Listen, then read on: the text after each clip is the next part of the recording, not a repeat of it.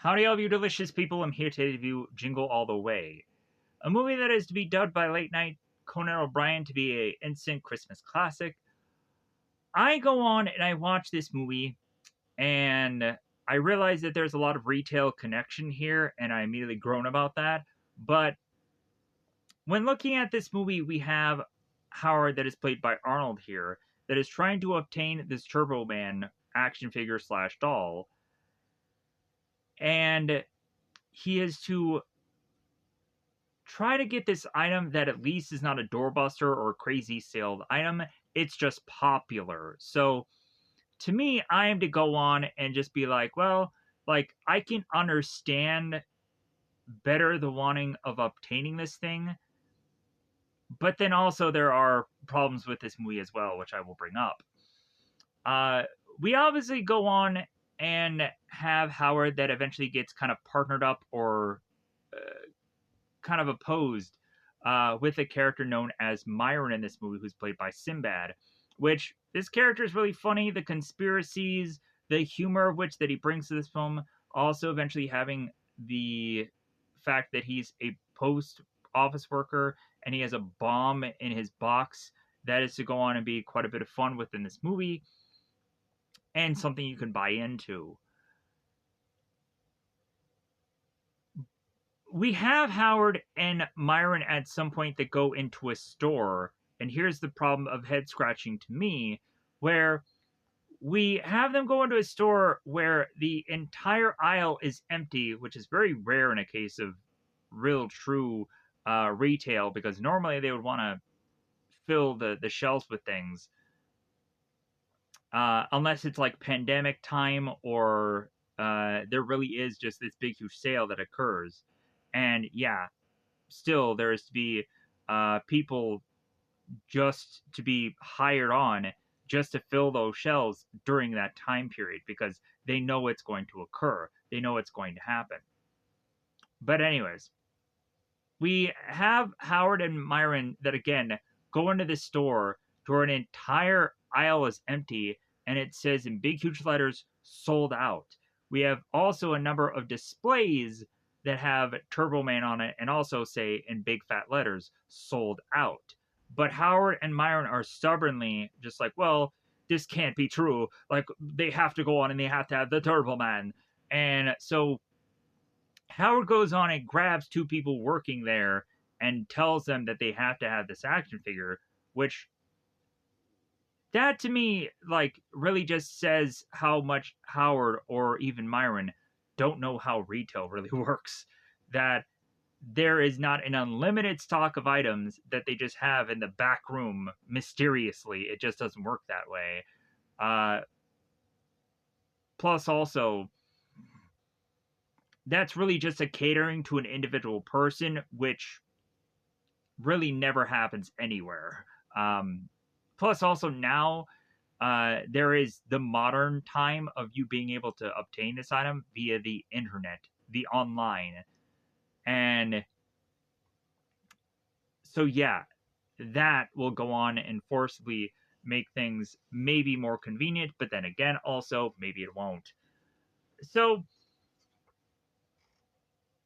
the only thing of head scratcher beyond that scene within the movie is to also go on and be Jamie's performance, which I know a lot of times that Jamie is to be seemingly be acting annoyed by his father, but also we double down with it feeling like throughout a good chunk of this movie that Jamie's character is just annoyed.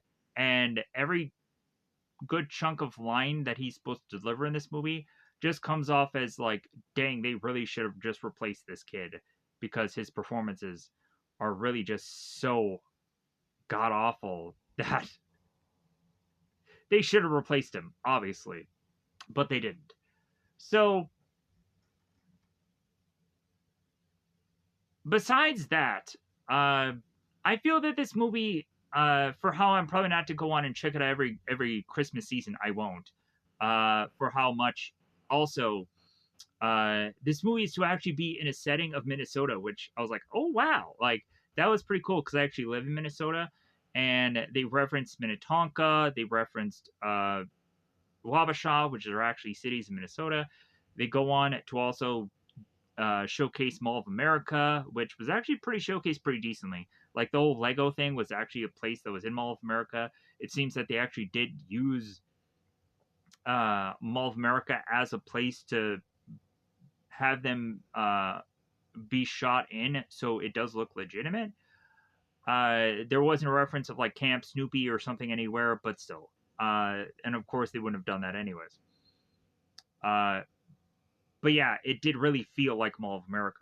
Also, uh, I would go on to have the only criticism of the whole Minnesota thing. Like, there isn't nearly enough snow. There really isn't. For how weird to go on in Minnesota, get so much snow. Yeah, like it's kind of to go on and be a thing that we should all understand and see within movies how much snow we get. Like, if anything, the perfect example of Minnesota is actually Grumpier Old Men, because that was actually filmed in Wabasha during the winter time. And if you want to see a good depiction of Minnesota, check out that movie, because it actually does match up very well. Because it's actually filmed in Wabasha, as well as also there is to be Slippery's, a bar that actually does exist in Minnesota, and I've actually been there. And it was well before YouTube was a thing, so it was kind of nice to just go to a filmed location and have that bit of just like, ooh, wow, like this is actually an actual thing. So with that said, there's also a number of other characters that I'm gonna kind of quickly bring up here. We also have Ted, who is to be very much the neighbor that is now single, and so he's trying to win over his entire neighborhood, but he's really just trying to win over all the women there, because he's trying to go on and find the perfect woman for him to end up with, and he's trying to bring up this facade that he's the best father he can possibly be, so that way that goes on and wins over the women within this neighborhood. I'm like, oh man, like you're the best dad in this entire neighborhood, and then Ted is like, oh well, thank you. Yeah. So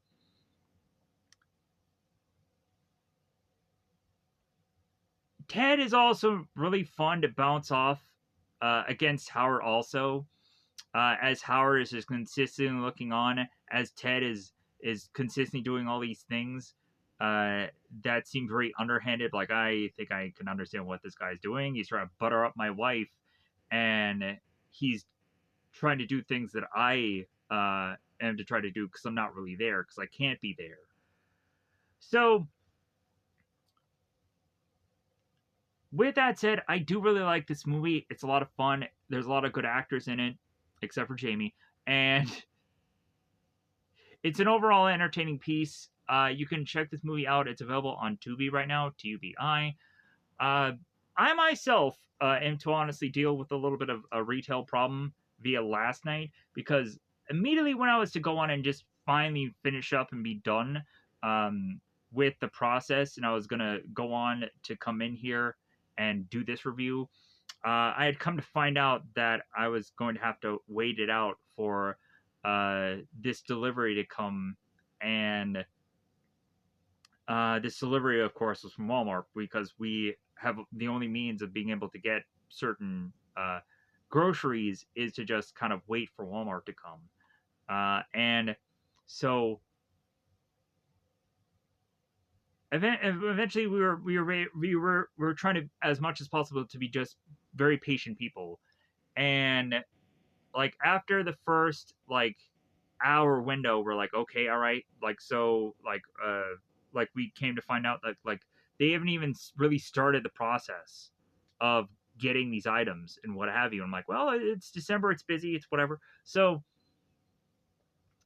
like, okay, let's see what happens in the following second hour to just see if they're anywhere closer to getting these items. First hour to second hour, nowhere near close still to being able to get anywhere more of a product. So the thing was to go on and be like, okay, well, like this is gonna take another extra hour. So we're thinking we've by this time we've already waited 2 hours. Within the third hour, we should definitively get our items and then we'll be done with this, right? Third hour came and went, and still no items. And they were going to try and ship us our groceries. They're trying to ship us our groceries. And at that point, we're like, no.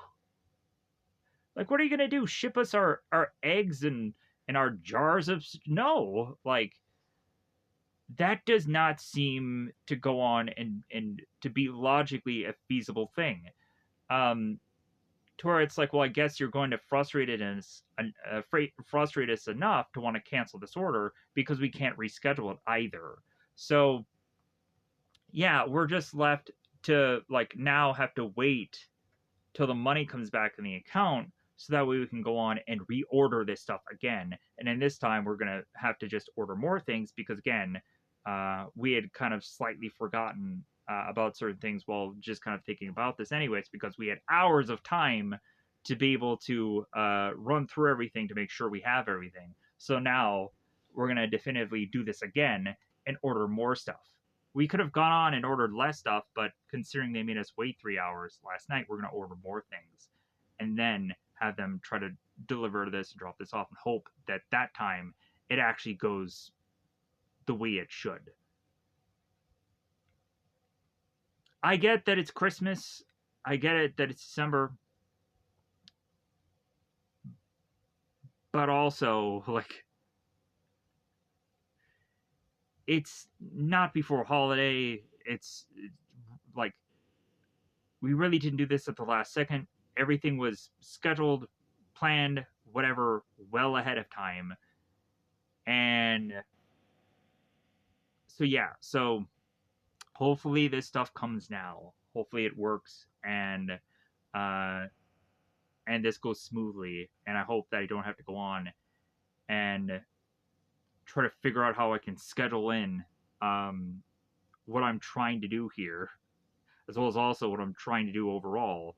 Because I have days where I have cardio, I do exercise, I have life, I have plans. So hopefully that doesn't throw a wrench into what I'm trying to plan to do. Um, but anyways, it is what it is. My apologies for needing to even bring that up because a lot of people go like, "Well, you're just lazy, whatever. Why don't you go to a store and pick it up yourself, whatever." Like that's what that service is there for. That's what the service is there for.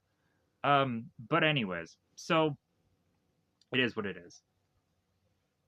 So I'm gonna go on and I'm gonna pause this here, and I'm gonna bring up scene for scene, blow for blow of this movie. So with that said, I'm gonna pause this here, and I'm going to uh, get all that out now because it is spoiler time. Spoiler time. It's about that time again to spoil this movie. Feature reviews that I'm going to eventually review upon this channel. I plan on wanting to do Lethal Weapon, and I also plan on wanting to do A Fistful of Dollars, which, if you guys see my poncho here, uh, you will go on to maybe know where that's from, or maybe not.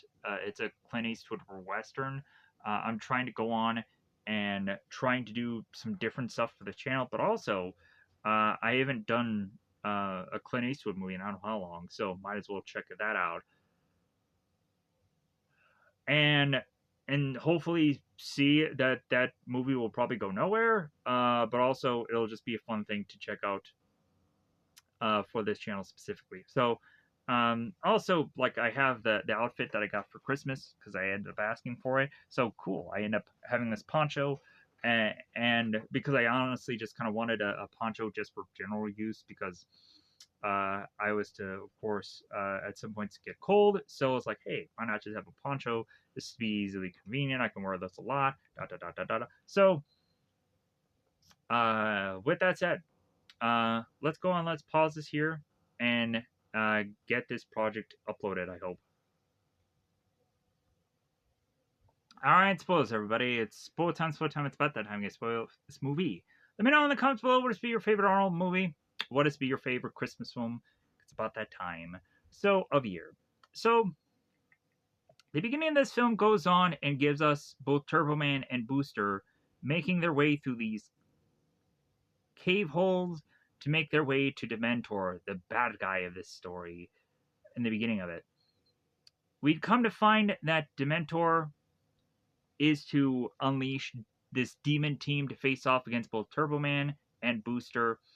And the demon team is to be whipping out these lasers to blast both Turbo Man and Booster.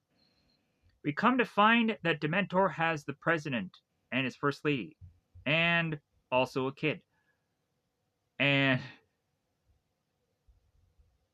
this kid is to be ever so excited that both Turbo Man and Booster have appeared.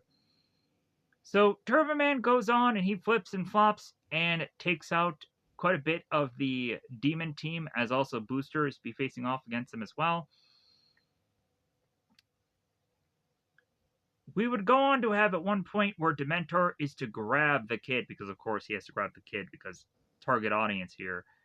And when Turbo Man ever gets so close to Dementor, Dementor goes on and takes his fist and has it goes flying at Turbo Man to hit him. And so eventually when Turbo Man is to notice that there is a bomb going on, and that there's only 5 seconds left, he ends up going on and taking his boomerang, which is to be said a different thing, and he goes on and takes it, and he whips it out, and he goes on to cut the bomb to where it does not go off. Turbo Man has to go on and has to also free the kid from the cliff. Turbo Man goes flying in, grabbing the kid to safety, and here's where we start to see Jamie, who is watching this TV show and getting excited while watching the show, and pretending and portraying that he is to be similar, or doing the same things that Turbo Man is doing, because it's just really fun for him. So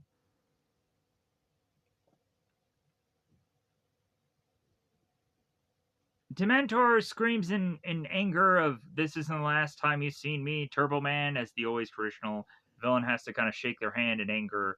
I'll have my revenge. Yeah, that's like, if you go on and you see Mighty Morphin Power Rangers, good grief, do they go on and they say that all the time in that show. I think I'm to kind of be beaten down at some point after watching Power Rangers and then going on and watching other superhero villain kind of stories, because it's the same old with the whole like, "I'll get you next time, Gadget," or whatever. But anyways, that if anything is from Inspector Gadget, but still.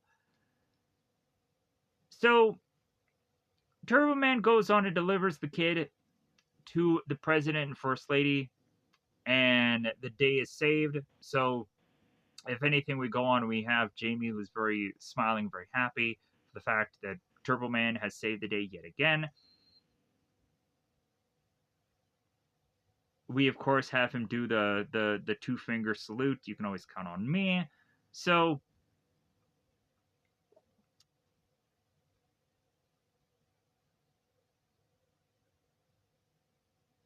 we go on to have Liz.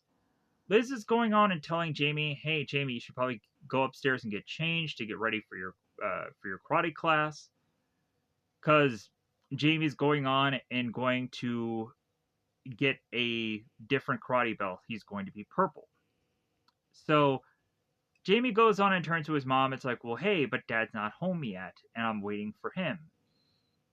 And Jamie realizes that more than likely his father is going to miss him getting yet another karate belt, because he misses everything.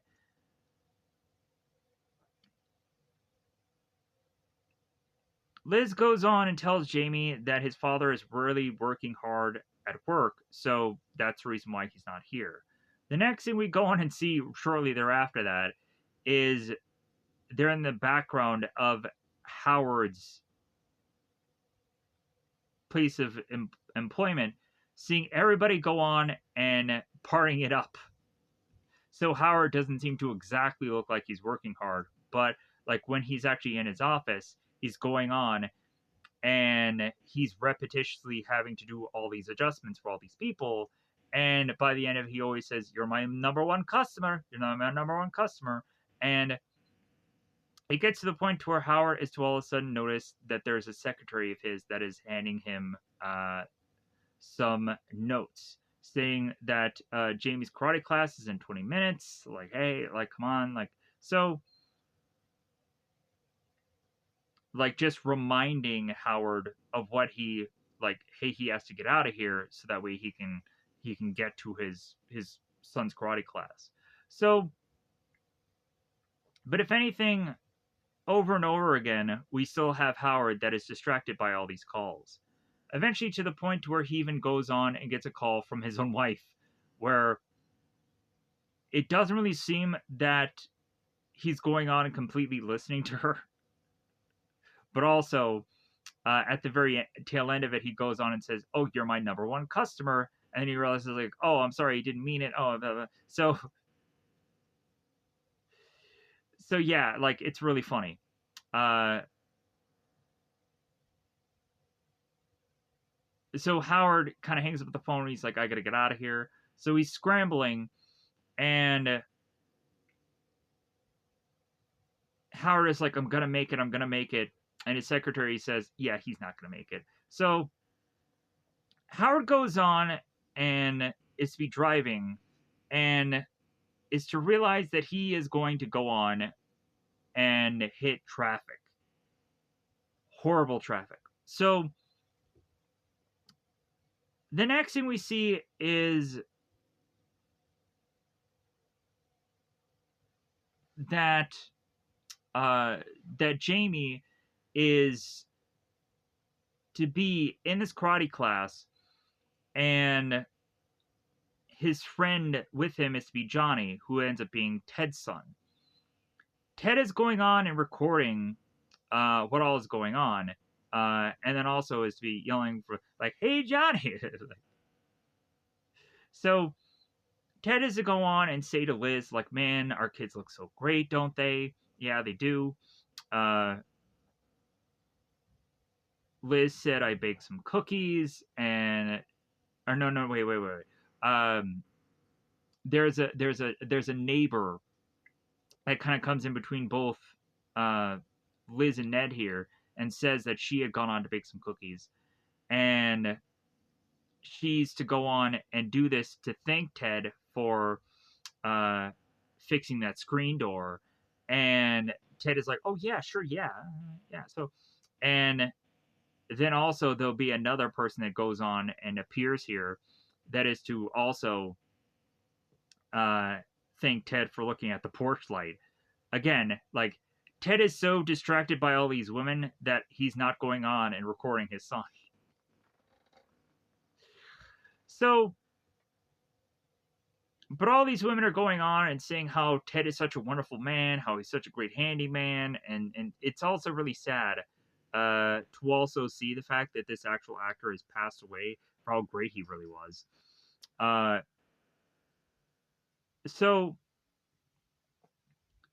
the next thing we see is Howard is stuck in traffic to the point where eventually he goes on and he notices that there is a kind of lane that he can get into to fast track all of this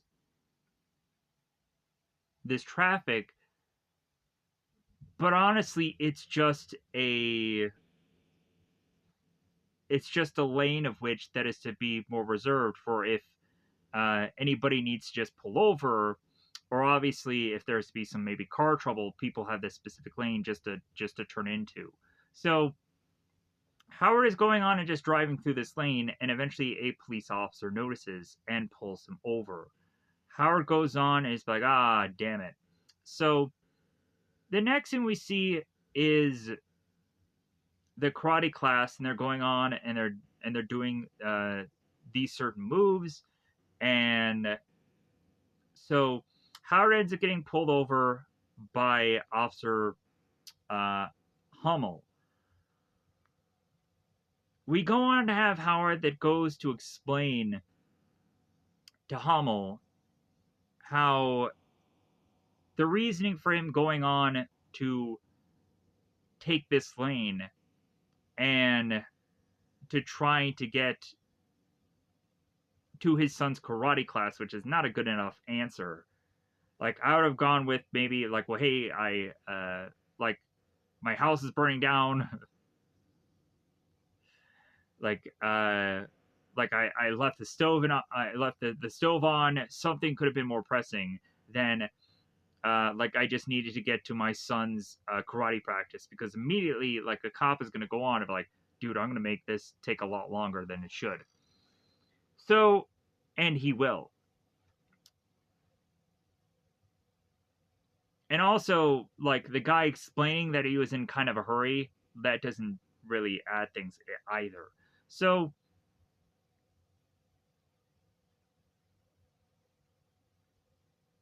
Hummel goes on and says to Howard how thoughtless of him to not let this guy just go on and make his way to his son's karate class. And so Hummel tells Howard to step out of the vehicle because he's going to go on and do a sobriety test. So the next thing we see is that Johnny, Ted's son, is going to go on and break this board and get this purple belt. Johnny goes on and waves it above his head, and Ted is so proud. That's my boy. That's my boo. That's my son. Anyways, so the next thing we see is Howard going on and taking the sobriety test. He goes on and he does heel to toe, and then eventually has to go on and start to say the alphabet. Immediately, Hummel tells Howard say the alphabet backwards, because of course, then it's being a very tricky thing. You would go on and you'd have a number of people that are go on to state that like that they have a problem saying the alphabet backwards, stone cold sober. So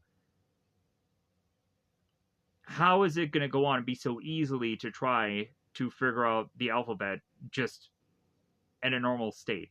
So the next thing we see is Jamie going on and breaking his board and getting his purple belt. Liz is to go on and be blowing whistles and so happy that Jamie is to go on and get his belt. Way to go, Jamie. Jamie is to have this belt held above his head, but then is to look at the door and realize that his dad is not coming. So Howard is to finally make his way to this environment of which that this karate thing is to be done, but by the time he makes it there, everyone is completely gone, and he realizes that he didn't make it. So we have Howard that goes on to park his car and gets out and is to realize that Ted is going on and putting a bunch of lights all over the house.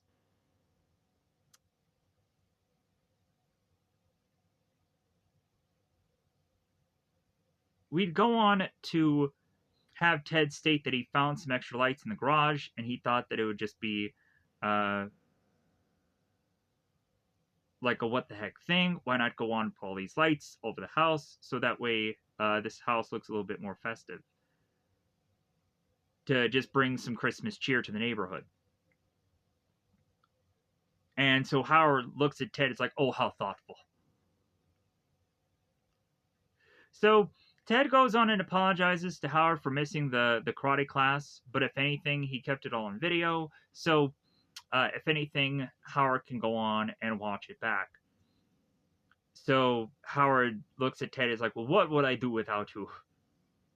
So Howard goes on and makes his way back into the home to explain to Liz how he eventually got a speeding ticket for trying to get to the karate class on time. And Liz goes on and tells Howard, do you have any idea what time it is? And Howard ends up asking Liz, like, well, hey, did you tell Ted to put lights all over the house? Which of course she didn't. So Howard states that he was stuck in traffic and he got a speeding ticket, and that if anything, explaining all this will do nothing for Liz. That if anything, the one person that he should go to is actually their son. So Howard makes his way to Jamie to try to apologize, and Jamie is to be very much more distracted by the television. On the television, we would come to find that there is to be a commercial for Turbo Man, the action figures, and what have you. And so Howard tries to go on and say to Jamie, it's like, well, yeah, about that karate class tonight. Like, I was trying, Jamie. And then so Jamie starts to run up the stairs to go to his room. Howard goes on and opens the door and notices that his son is to be having a comic book in front of his face. Howard ends up asking Jamie if he can come in. And so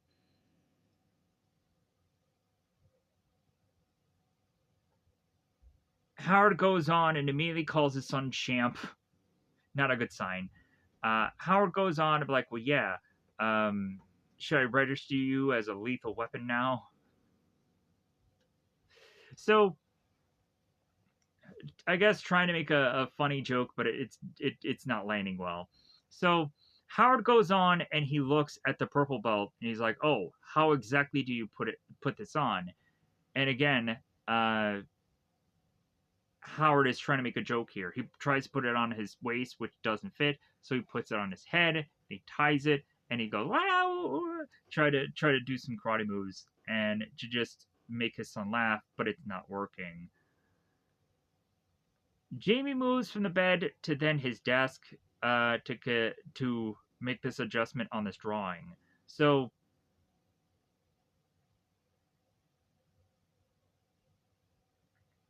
Howard tells Jamie, he's like, you know what? I realize that I've done something stupid here, and at this point, Jamie doesn't care. Like at this point, like he's countlessly seen his father not be there for him. That like at this point, it doesn't really matter. Like it's normal for him. So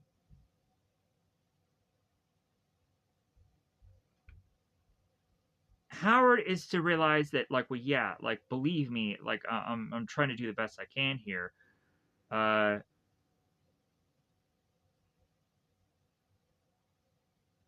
and Jamie is to kind of put a foot in that, like, well, yeah, you always say that you're going to try, but it never really happens. Jamie said how important getting the purple belt was to him, and Howard is like, well, but I was there for yellow, and Jamie is like, well, yeah, but you also missed blue, you also missed this, blah, blah, blah. So Howard says, well, you know what, like, I did blow it, and I am really sorry, but if anything, maybe I can make it up to you. Maybe I can go on and get you something special, something specifically that you want for probably Christmas, right? So Jamie is to go on and like, well, hey, don't worry about it because I've already asked Santa for this, and so yeah, like I'll probably get it for Christmas because I asked him. And Howard is like, well, not every time Santa is to go on and be able to get everything, and he depends on parents to go on it and get some certain things. So Howard is to kind of keep poking Jamie until he goes on and reveals what exactly he really does want for Christmas. And then so Jamie pops up and starts going into very much detail about the Turbo Man action figure with the arms and the legs that move and the roaring jetpack and the 5 different phrases and eventually goes on to even further says uh, accessories sold separately, batteries not included, which I thought was a really funny gag.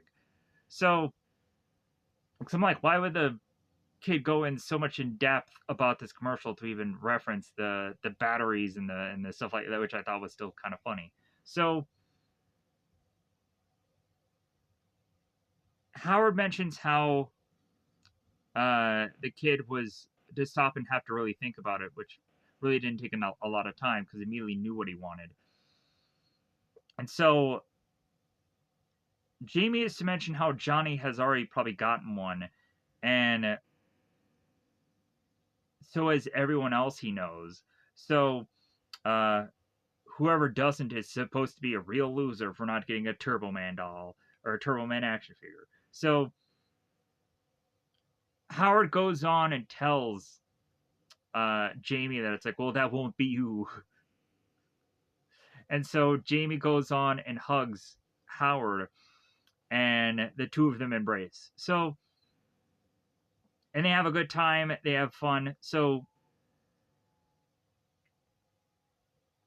Howard goes down to Liz like a proud papa, and is to say like how much fun that the two of them had while talking about the Turbo Man and the Turbo Guy. And Liz says, "Oh yeah, like you ordered that or you got it like a couple of weeks ago, right? So we should have it, right? Like to give to Jamie for Christmas." And immediately Howard looks and is like, no. But like he's like, "Oh crap." So Howard is to play it off and be like, "Oh yeah, the doll, yeah, that doll, of course, yeah, I got it." So, so Howard starts to go into detail about the action figure, the exact same thing that Jamie had told him, and so this is to really buy into the fact that, oh yeah, I did get this item. Yeah, I'm going into very much detail about it, even though I don't know about it because I have no idea what this even is. So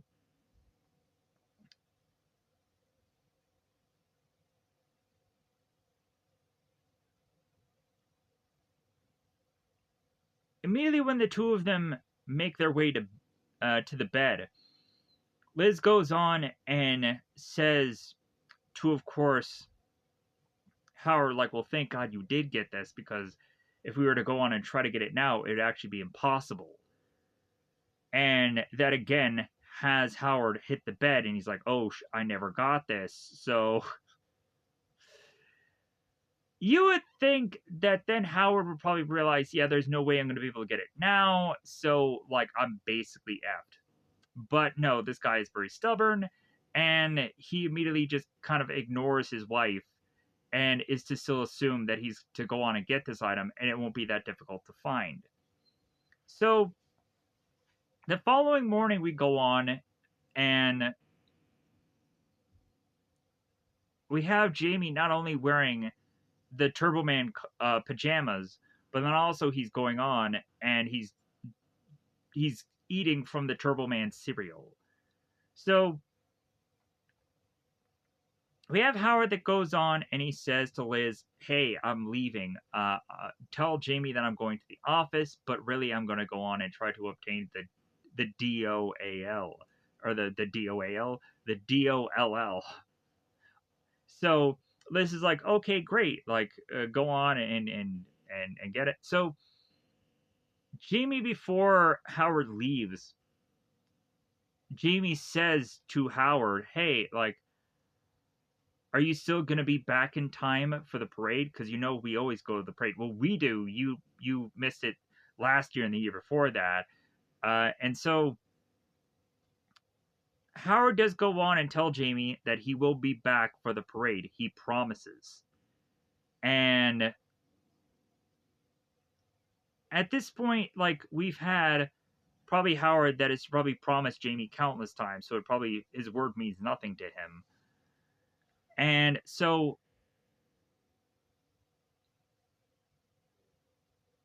we have Howard that makes his way outside to meet up with Ted, who weirdly at this point has a reindeer that he is to obtain for his son to again make his Christmas all the more better just because of a reindeer being there.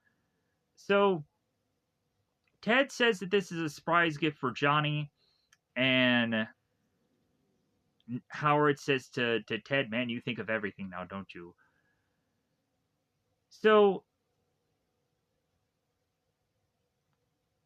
we have this interaction to be done on purpose because this is going to be a thing that is going to be recaptured later on in the movie. when Howard is to try to get the better of Ted at some point. So eventually, when Howard gets into his car, he explains to Ted about the reason why he's going on and getting out is so that way he can get the turbo action figure. And Ted is to go on and say, "Really? Like, uh, if anything, I had gotten my kid Johnny the Turbo Man action figure months ago, and it's nestled safely under our tree, under our tree, under our."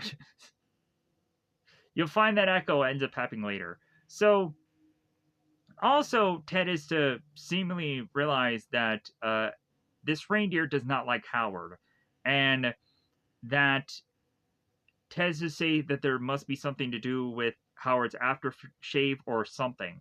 But anyways, so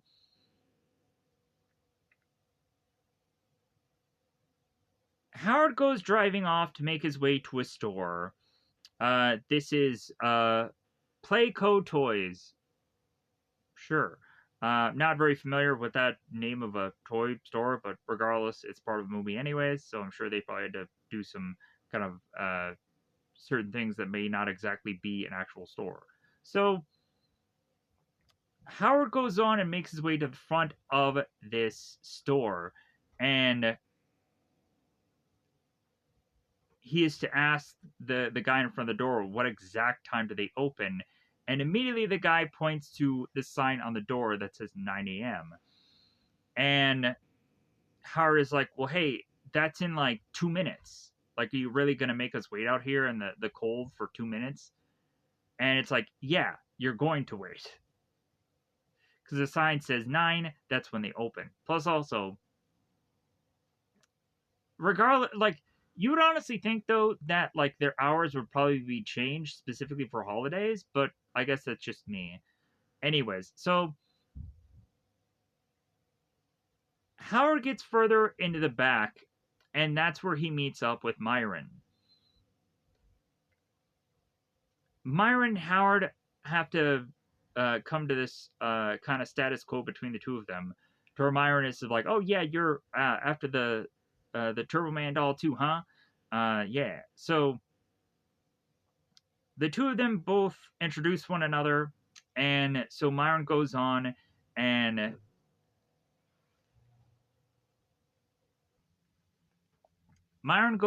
talks about the inconveniences of being that this is Christmas time, and Myron goes on and talks about how many people would probably go on and ship out gifts that people are just going to quickly return, that kids will go on and mail out letters to Santa Claus in the North Pole to eventually get rejected because it's not a real thing, and for people to bring these letters to the North Pole just doesn't happen. So Byron will go on about all this, and as well as also uh, Byron will be frustrated by the fact that he has to make his way all the way to the store just to get some Turtle Man. And here is where Howard turns to Myron and says, "It's Turbo Man. My son wants one too." So here's where Myron goes into the whole spin of like subliminal messaging and saying to Howard how, or asking him, it's like, "Hey man, like, don't you watch TV?" Uh,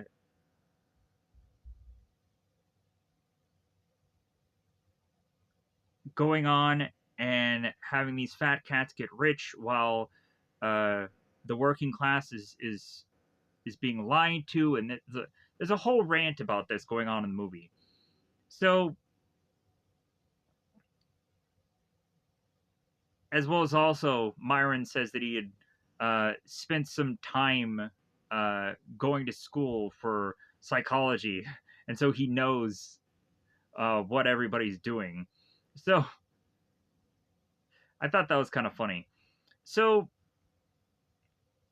The further and further he has this rant, eventually this is to finally lead to finally uh, having Myron grab this woman and start choking her.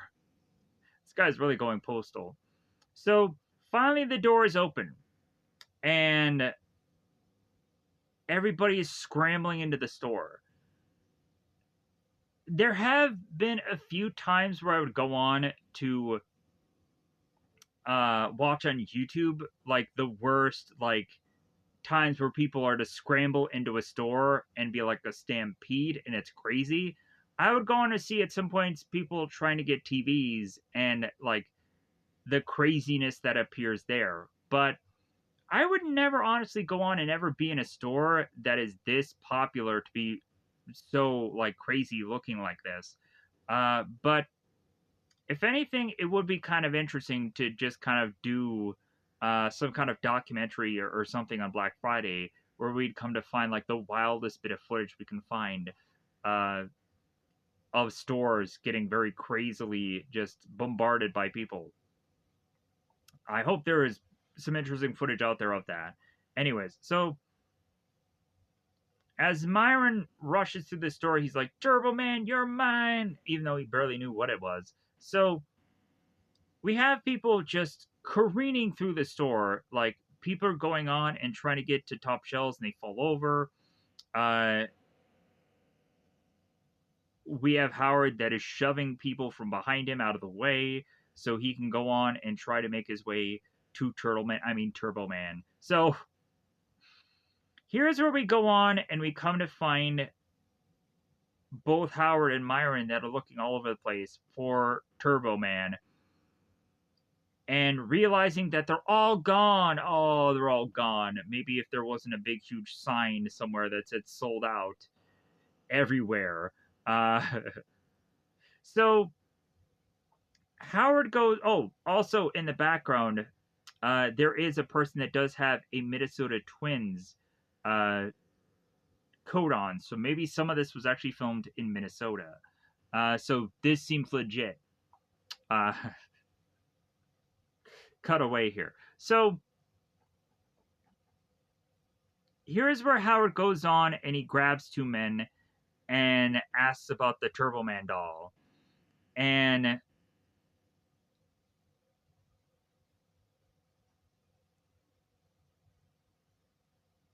immediately we have both the people working and as well as also a random customer that is to want to pull everybody in to say, hey, yeah, these two guys, they're looking for a Turbo Man. And everyone just starts laughing at him.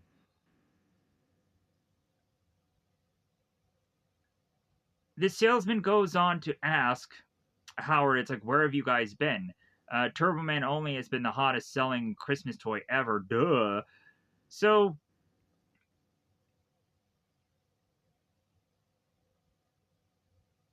the salesman goes on and thrusts in both Howard and Myron's face the sidekick character who is Booster to say, hey, we still have plenty of those for you to go on and buy instead of Turbo Man. So here's where Howard grabs these two salesmen and asks them where's their Christmas spirit. And so they start smiling on him, and he's like, well, that's better. So Howard states to the two men, there has to be a Turbo Man here somewhere. So one of the men goes on to state, like, well, hey, there was one person that had gotten it off a layaway, and she picked it up just today. So now Howard and Myron are scrambling through the store to find this woman to try to get to her to hope that they can entice her with money so that way they can get this action figure.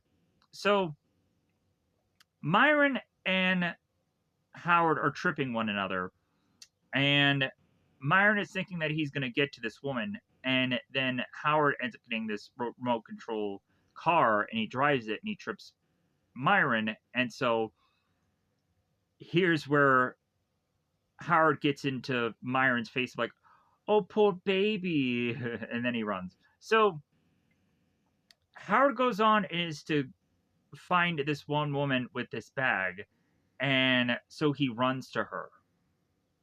He goes on and he's like, "Excuse me, lady, like I'm not a robber." like uh I followed you all the way from the store. Like I want to be able to give you three times the price of what you paid for this.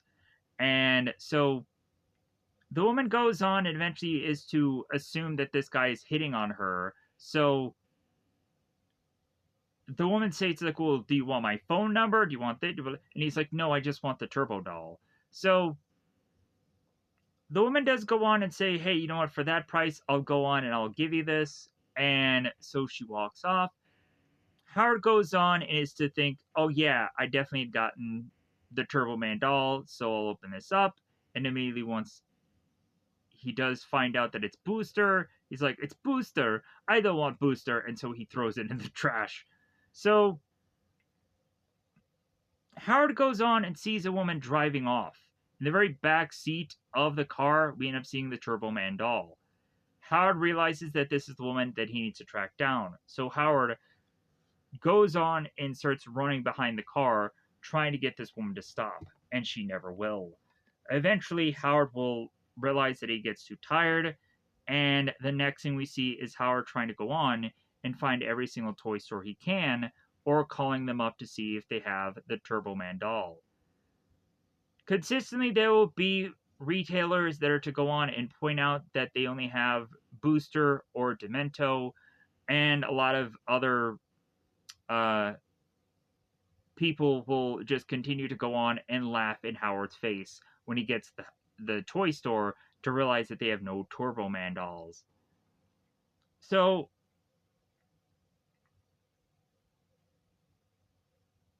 Howard goes on and sees movie theaters that are even showcasing the Turbo Man movie, and now we're starting to see within the wheels of Howard's car that too much time has now been passing, to where it's going to seemingly be impossible for Howard to obtain this certain action figure, as well as also, you would think at some certain point that Howard's wife Liz would start to get some suspicions of what the heck Howard is doing. Like, if he's just going to go on and make his way to the store and pick this item up, you would think it wouldn't take too long. But again, I guess that is to just, in some ways, just be my thought process of of thinking things out here. So further, Howard is to make his way through these stores, and they all have these signs of sold out. Eventually, at one point, Howard is to see this this cardboard cutout of Turbo Man as he's, of course, going on and doing the salute. And Howard just gets so frustrated that he punches this thing, and it goes, and the cardboard cutout goes flying, and it comes back and hits him. And Howard gets so upset, he starts tearing this thing down. There's so many people in the background that are watching him do this and like freak out. But Howard goes on to eventually just tear up this thing. It's freaking hilarious. So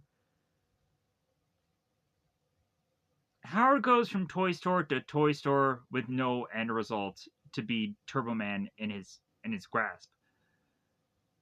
We now have Liz going on and she's trying to make cookies while both Johnny and Jamie are playing Turbo Man in the background. They're trying to pretend that they're Turbo Man. So Ted is to go on and notice that Liz is to be slaving away making cookies. So Ted is going to go on and take his apron from her awkwardly and go on and tell Liz, hey, like you've been slaving away cooking all day. How about I go on and I help you? How about you go on, you just take a shower, and when you come back, you'll be all nice and clean, and I'll just make these cookies for you. I'll help you out. I'll watch the kids. And so Liz is say it's like, well, that's good and all, but I have these cookies, they're baking, and Ted is like, yeah, I know exactly how much time it's gonna take, and it's fine. Go and take your shower. So Liz leaves to go on and take her shower, and Ted starts to eat some of the cookies. He goes, "Oh, the cookies. Yeah." Some of them are burnt, but anyways, he eats them. Here's where we go on and we have Howard that is trying to call Liz at home. So Ted ends up answering the line and is to say, "Hey, Merry Christmas, Lancaster residents." And eventually, when Howard is to start talking to Ted, the two of them realize who they are. So Howard ends up asking Ted if he can speak to Liz, and Ted goes on to say, "It's like, well, she's in the shower right now. Would you like me to go on and get her?" And Howard's like, "No." And so Ted goes on and continues to be like, "Oh my God, your wife's cookies. I need to get the recipe. I'm so enjoying these cookies right now." And we get to a point to where consistently when Ted keeps talking about the cookies, how eventually Howard is to go on and say, "Put the cookies down now." So Howard goes on and tells Ted to just tell Liz uh, that he's on his way. He'll be very late, and for her to not worry. To where Ted is like, "Okay, all right, like if anything, I'm here, so it won't really matter anyways." So Howard goes on and is to walk off, and again he meets back up with Myron. Here's where Myron goes on and is to like, "Hey man, you're still looking for that the Turbo Man, right?" And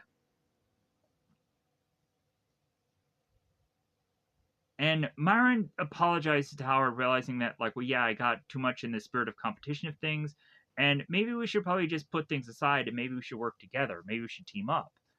And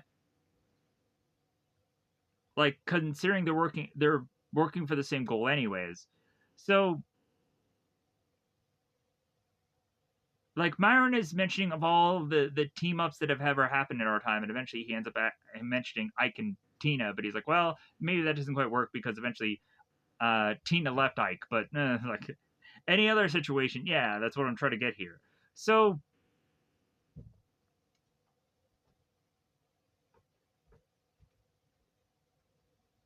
Howard does not agree to him working alongside Myron, and like Howard tries to say to Myron, it's like, well, you're a good guy and all, but and so just Howard just wants to do this on his own. Like he wants to be just like a lone guy and just kind of doing this. So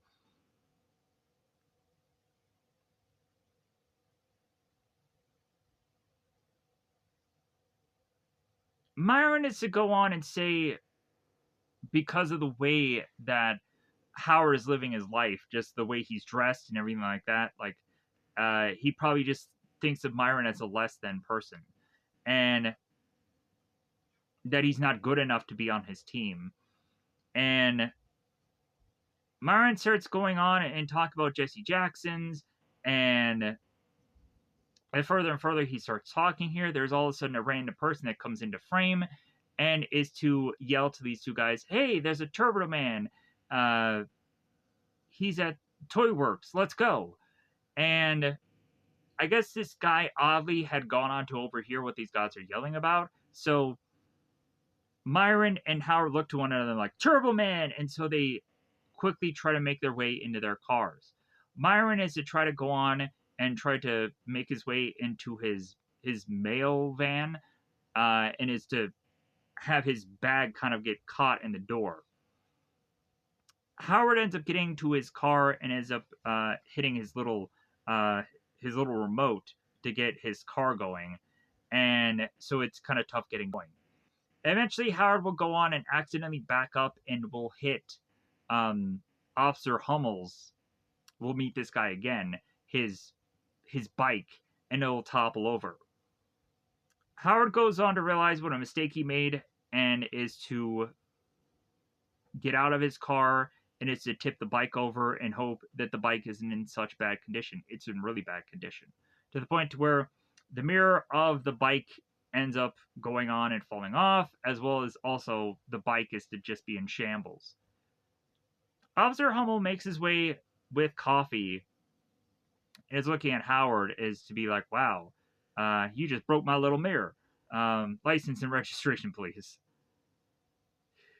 So Myron goes on to get into his car and drives off and is to be laughing at Howard and ends up asking Officer Hummel, is there a problem here, officer, as he drives off.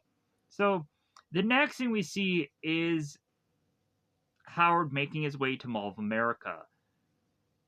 And again, this is pretty decently shot to where it actually matches up. So we finally get Howard to make his way to Toy Works, and Myron is to spot Howard in the background, and he kind of just does like a little salute to him. It's like, oh, you're here too, huh? So we have this store manager that goes on to this toy microphone.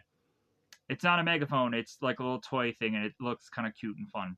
So this store manager goes on and lets everybody know that there are to be these balls present within these buckets. And these balls will go on and to possibly be a lottery thing that if people get a certain assortment of balls, they will have a chance to be able to get a Turbo Man doll. As well as also considering that this Turbo Man is to be a hot item, when people are to even have a chance to get this thing, it'll be at twice the price. So, if anything, people are to feel gypped out because they're having to pay really high end for this doll. And this store is kind of taking advantage of this being a popular item. So, but the store manager goes on and convinces people that, hey, if you guys don't get the Turbo Man doll, we still have plenty of boosters available. And everybody's like, we don't want it. We don't want the booster. Bah! So it gets to the point where people are just getting so angry and impatient that eventually people just start scrambling to rip away the buckets from these people to try to obtain these balls so that way they can get a Turbo Man. It gets to the point where these guys holding onto these buckets have so many people swarming them that they in turn just chuck the buckets into the air and all these balls go flying. Everybody starts jumping up to try to obtain any of these balls that they absolutely can. And Myron, we get to see him like being smacked with a bunch of balls all over the place. And so everybody is scrambling to obtain one of these balls. Howard goes on to wrestle with people onto the ground to get one of these, and it's just the pattern of everybody just scrambling for these balls. Myron ends up getting a ball into his mouth, and like people are like choking and slapping the ball out of him, and it's funny. At one point, Howard obtains one of these balls, and one person bites into his hand to where he releases it. At one point, Howard and Myron are wrestling for one of these balls, and Myron does go on and obtain it. Howard goes on to scream to everybody that Myron got through, and so everybody decides to chase after him. Get the mailman! So Myron is like, hey, like he's lying. So eventually what happens is Myron ends up getting a dog pile over him, and so eventually the ball ends up getting loose. Howard tries to chase after the ball through an escalator and eventually comes to find that this ball is starting to bounce all over the place. Howard jumps off the escalator, falling onto a piano that is to be played by a man, currently at this second. And Howard continues to rummage his way through the Lego area, eventually going on to scramble his way into trying to get to this ball, but it slides right out of his hand. The ball drops onto a child's stroller. The child goes on and picks it up and is like, I have this ball. So Howard is looking at it like, that's my ball, stay. So Howard goes on into this elevator to find out exactly where the kid still is. Finding out this kid is to make his way into this jungle gym in the mall. So Howard goes on and follows this kid through this jungle gym, through this playground, and it's kind of funny to see like Howard just like struggle through all these pieces for how big he is. So as well as also Howard is getting like his head bumped. He's getting hurt. He's like all these things are really just funny to watch. So Howard eventually slides down this slide and is trying to find this kid. Eventually, he finds them in this bed of balls, and so Howard goes on and looks at this kid, this little girl, and he tries to offer her one of the balls as a bargain to try to get this ball away from her. So eventually, the girl does go on and take this ball and put it in her mouth. And so Howard is trying to go on and trying to get the ball out of this girl's mouth. And then all of a sudden, we have a bunch of mothers that are all slapping Howard and calling him a pervert. And Howard is trying to convince these women why he's doing what he's doing, but none of them are listening. They're just thinking that he's a pervert. So Howard eventually runs away from all these people hurting him. So he's like I wasn't a pervert. I just wanted to get the Turbo Man doll. So as Howard walks away, he finds a mall Santa. A mall Santa ends up kind of having Howard just like, hey, come over here. So Mall Santa goes on to explain Howard about how he has a Turbo Man doll, and then has Tony the elf come over with a picture that was to be of a very specific newspaper date, and has the Turbo Man doll next to him. So there's proof of that this thing is to go on and exist. So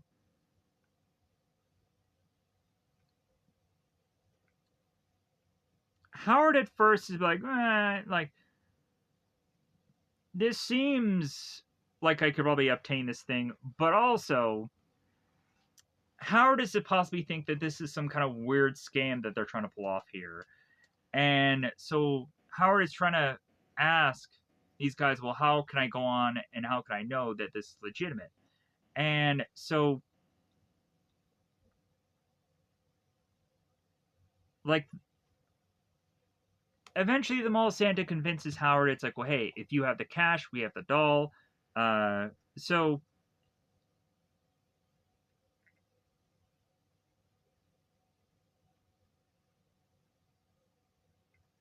Mall Santa goes on and tells Howard that it's like, well, hey, we're not going to go on and we're not going to give you this thing in broad daylight. You'll have to come with us somewhere. But yeah, we will give you this doll. So Howard does go on and agree to this, and so he takes both Mall Santa and both Tony the Elf to this location. So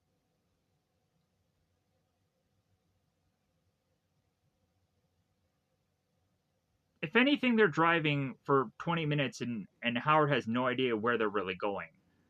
So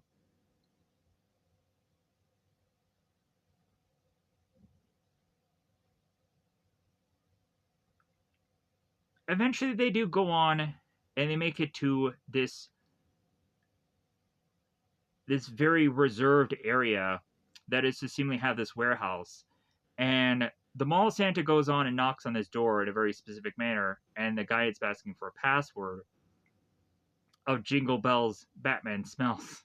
So they make their way into this what seems to be a warehouse, as we come to find that there is a bunch of Mrs. Clauses there, and also a bunch of Santas there. We'll find Vern Troyer, who a lot of people know as Mini Me from Austin Powers. He's Mini Santa, and we'll eventually also come to find Paul White, the guy that a lot of people know um, as a wrestler, as the Big Show or the Giant or whatever from wrestling. He's also here as well, and it was kind of cool to see him in this movie. So the Mall of Santa goes on and turns to Howard. It's like, well, hey, I know what you're thinking, and Howard's like, you have no idea. So the Mall of Santa turns to Tony and says, hey, go and get the Turbo Man. So Tony does. So Howard turns to the Mall of Santa and says, like, you know what? Like, it seems that a lot of this stuff doesn't seem all quite kosher. And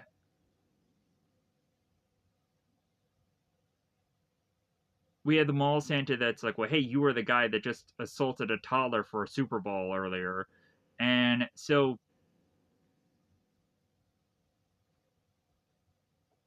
the Mall Santas to say the reason why they're going on and they're doing all this is because for the kids.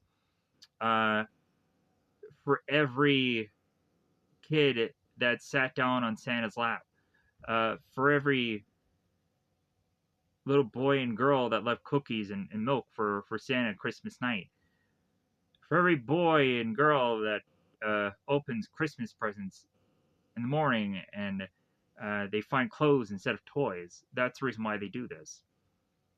So the Mall Santa goes on and asks Howard if he's ever heard the song The Little Boy That Santa Forgot. The Mall Santa goes on and starts going on and singing this song, and he sings it really, really good because, of course, it's Belushi here. But also, like, all the Santas start to chime in, and they all start to sing this song. So, the more and more Howard is waiting for this whole Turbo Man thing, he's getting more and more annoyed. So, but the song goes on and on and on. So, finally, Howard is to notice that Tony has the doll, so he takes it from him. And the mall Santa's like, wait a minute, $300. So Howard's like, $300? And and the mall Santa's like, no, chocolate kisses. Yes, $300. So Howard goes on and pays the money, but he's kind of upset because, like, well, hey, where's your Christmas spirit? Like, I thought you said this was for the kids. And the mall Santa's like, well, we want to get some money off of this also. Like, it's just like every scalper of eBay or Amazon. Like, they want to go on and they want to try to obtain a very popular item so they can turn around and they could sell it on eBay for twice what it's worth because it's a money making scheme. Like we go on and we see quite often, so many times, where people would try to go and find like the most cheapest of items, so that way they can turn around and flip it, just so that way they can make money, and they make a business out of that. So trying to go on and find Goodwills or whatever that eventually will have these same items for really cheap, so they can turn around and try to make money off of it, to find that it's on eBay for way more expensive. And so it's like, aha, like that's the scheme that we can go into. So Howard goes on and gets handed the doll after paying the money, and he unwraps the packaging, and it looks like Turbo Man. It does. But then eventually he'll go on and hit the chest of Turbo Man and find out that it's not even in English, that it's in Spanish. El Tempre del Hombre del Turbo. And we have the mall Santa that's like, well, yeah, that's a bilingual feature. So Howard also takes the Turbo Man out of the box to realize that the Turbo Man has completely fallen apart. And so it's like, yeah, that's not a good sign. So they go on and immediately say, it's like, well, yeah, I guess some assembly required. Hey, let me go on and let me get that for you. So Howard goes on and is like, hey, give me my money back because if anything, you're selling me a less than item. Well, of course, because this is not the real, true, legitimate Turbo Man doll. It's a knockoff. So, plus, it's not even a good knockoff because it's fallen apart. So, it's to be a ruse. It's to be a fake. So,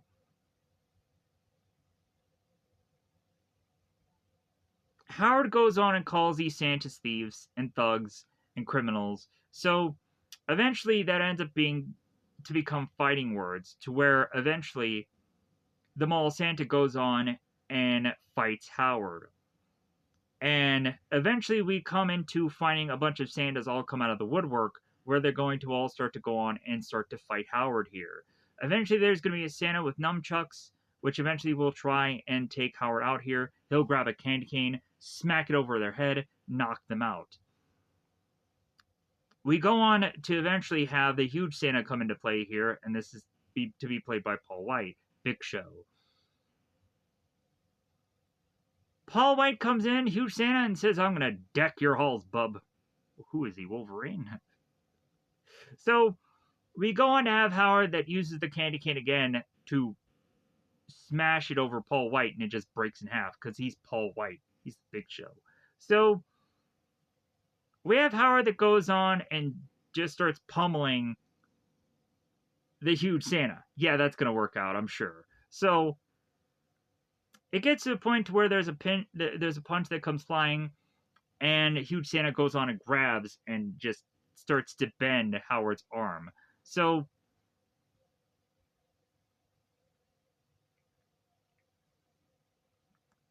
we have at a point where the huge Santa goes on and flings Howard. Howard drops. We have the mini Santa, or Vern Troyer, that goes on and is to lock his legs around Howard's neck and starts to grab onto him and starts pulling apart his face. We finally go on and have the huge Santa that is to kind of pull back his punch and go in to punch Howard in the face. What ends up happening is that the punch ends up flying and hitting Vern Troyer instead, which has him go flying. Paul White ends up saying, "Oh, little buddy," and then we have Howard that, while huge Santa is to be distracted, to punch him out, and that punch does very well. The next thing we see is that Howard is to eventually realize that the numbers game is coming too much. All these Santas are going on and facing off against him, and eventually he falls. A dog pile happens, and shortly thereafter that, the police all break in to arrest all these people. Howard goes on and conveniently has right next to him a bunch of cop toys. So he goes on to conveniently find this fake wallet that has a badge on it. So Howard goes on and takes this badge and is to shove this badge into all of these police officers' face and pretend that he is to be a cop and that he's been undercover and that this is the sloppiest ever raid that he's ever seen, and that he is to pretend that he's this undercover cop, and that he tells all these people, hey, yeah, go on, arrest everyone. So Howard goes on and he leaves the warehouse without having anybody the wiser. And there's to be one cop, and Howard waves his badge to him and then leaves. So Howard goes on, gets back into his car, drives off, and he realizes that his car is on completely empty. So Howard gets out of his car to push his car and makes his way to Mikey's dining car. I don't know if this is an actual thing in Minnesota because I've never been there, but maybe it'd be nice to check it out every once in a while. If it is legitimately somewhere in Minnesota, because I have to not be aware that this thing is to exist. So the next thing we see is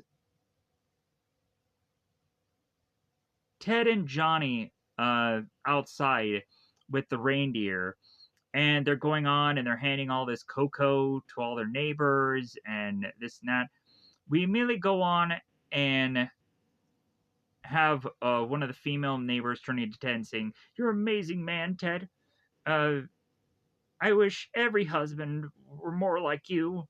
To where Ted is like, "Oh, yeah, that's what I was trying to be. That's what I was trying to do." So Ted goes on and tells her maybe we should swap recipes at some point, maybe swap a little bit more than that. So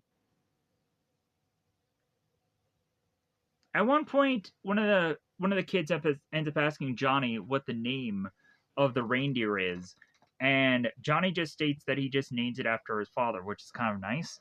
Uh, but also it's just kind of weird. But regardless, so it is kind of funny though, because eventually Jamie will go on and be talking to his father on the phone and will say, "Hey, yeah, Liz is, or my mom's outside petting Ted," and Howard's like, "What?" Which was kind of funny. So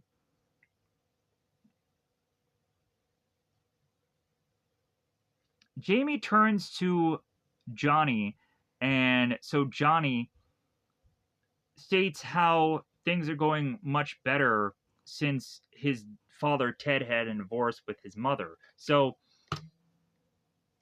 Johnny is telling Jamie, it's like, well, hey, maybe your family should split up. Maybe it'll be better for you. And Jamie gets upset, and so he leaves. He goes back to the house. Ted ends up handing Liz some hot chocolate. So here's where we go on. We have Jamie that is be intercepting the phone call from Howard. Howard is to go on and tell Jamie, hey, yeah, like, get your mother on the line. And Jamie says, like, well, hey, mom's a little busy right now petting Ted. And Howard's like, what? So Jamie ends up asking Howard if Howard is coming home soon because the parade is going to start. And eventually, Howard doesn't exactly answer, and he continues to want Liz on the phone.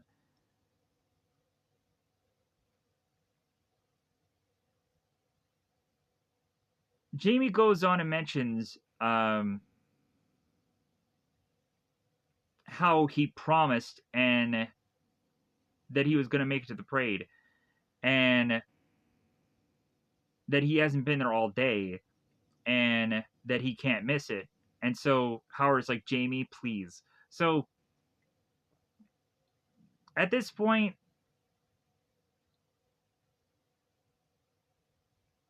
Jamie goes on and he quotes Turbo Man to say, uh, always keep your promises if you want to keep your friends. At this point, Howard loses it. He goes on to say, hey, you know what? I don't want to get advice from anybody right now, specifically Turbo Man. And that's where Jamie ends up getting so upset with his father. To where eventually he just hangs up the phone. And he's upset with him because he never keeps his promises. And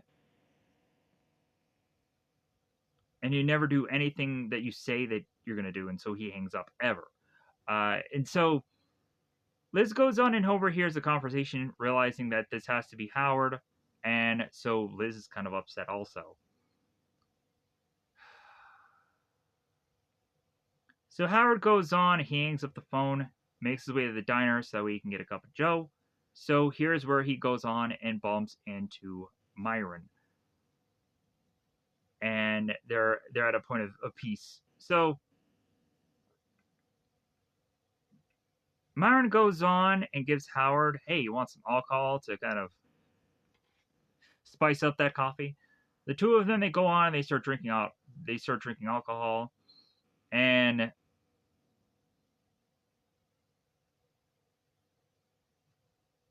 Howard ends up asking Myron, hey, I can't find my son this doll. Does that make me a bad father? And he goes on to explain the whole argument, how uh, he had yelled at him for no good reason, and like he consistently asked himself, like, is he really a bad father? So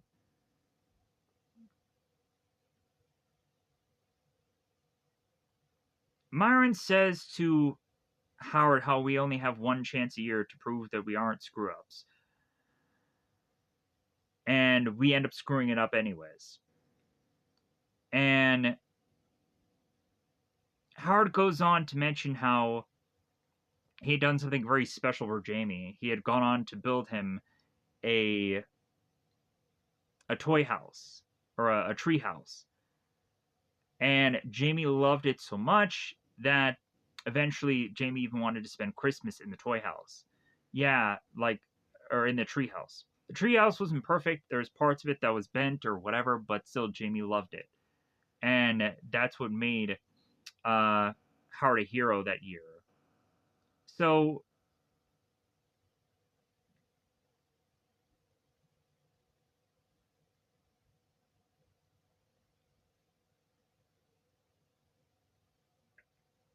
Myron goes on to explain uh,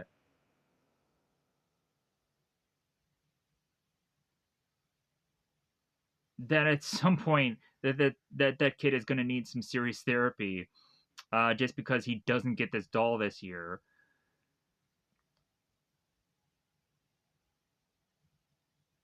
But Myron is to also mention his father in a story about this. So there's to be one year that Myron wanted a very special toy, this 70 MA gun.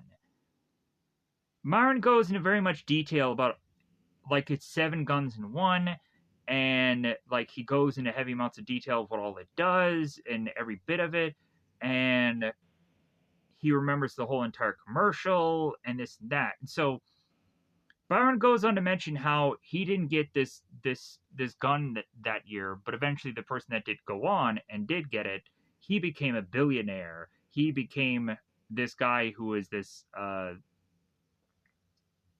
substantial guy. And for Byron to, of course, not go on and get this, we then all of a sudden have Howard looking at Myron as if he's looking at a spitting image of his own son that is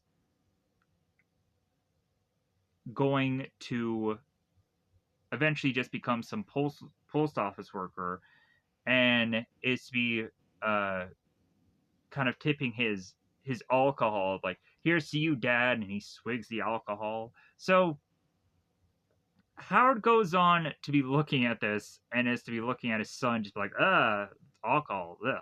So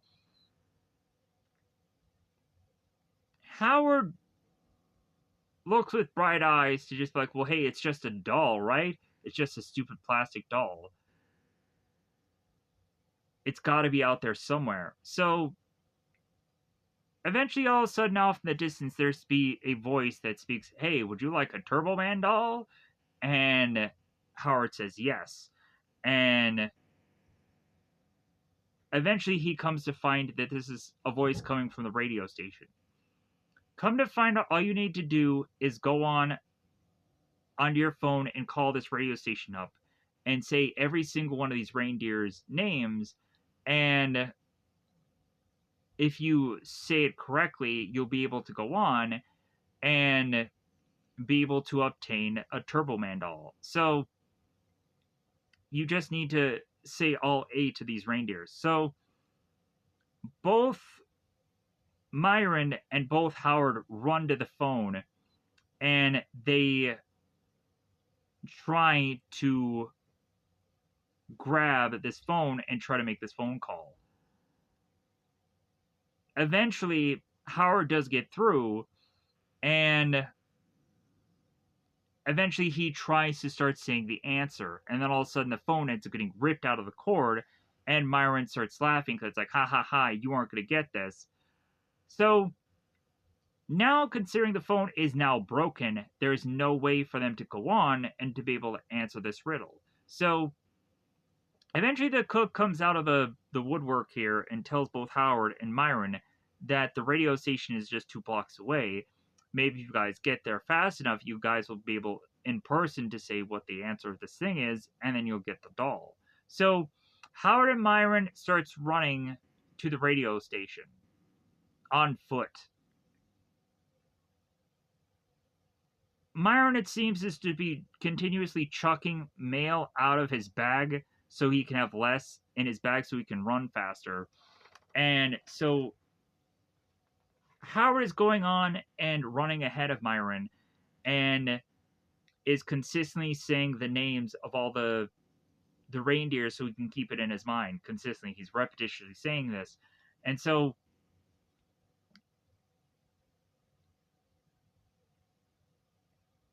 Howard is laughing at Myron, how he's kind of outpacing him and how he'll get the doll. So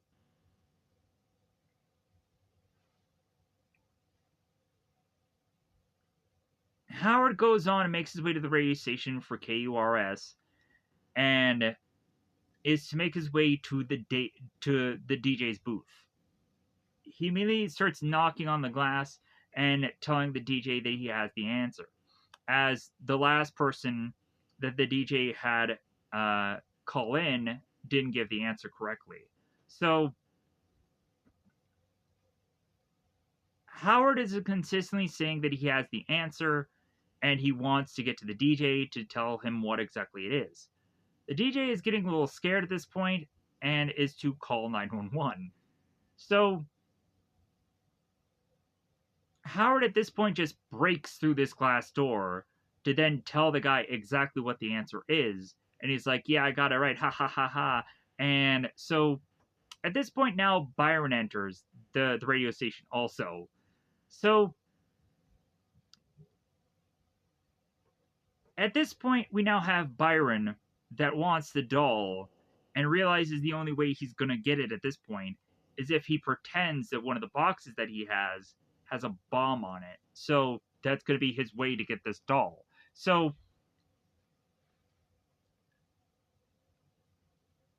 Myron explains within this box that like bombs end up getting seemingly through the mail all the time, and Myron had kept one. So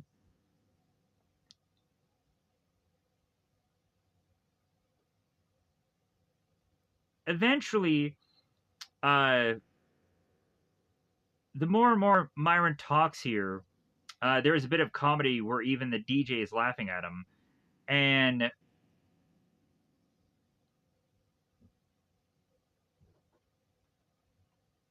how at some points when he used to have certain outfits in certain parts of the season, how eventually people go on and laugh at him because of what he wears and his Jeep and da da da da. So eventually, what happens here is the DJ is to have to explain to both Howard and both Myron that he doesn't physically have a doll at the studio.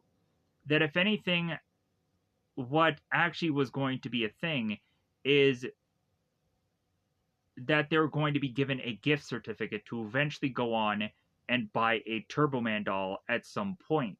So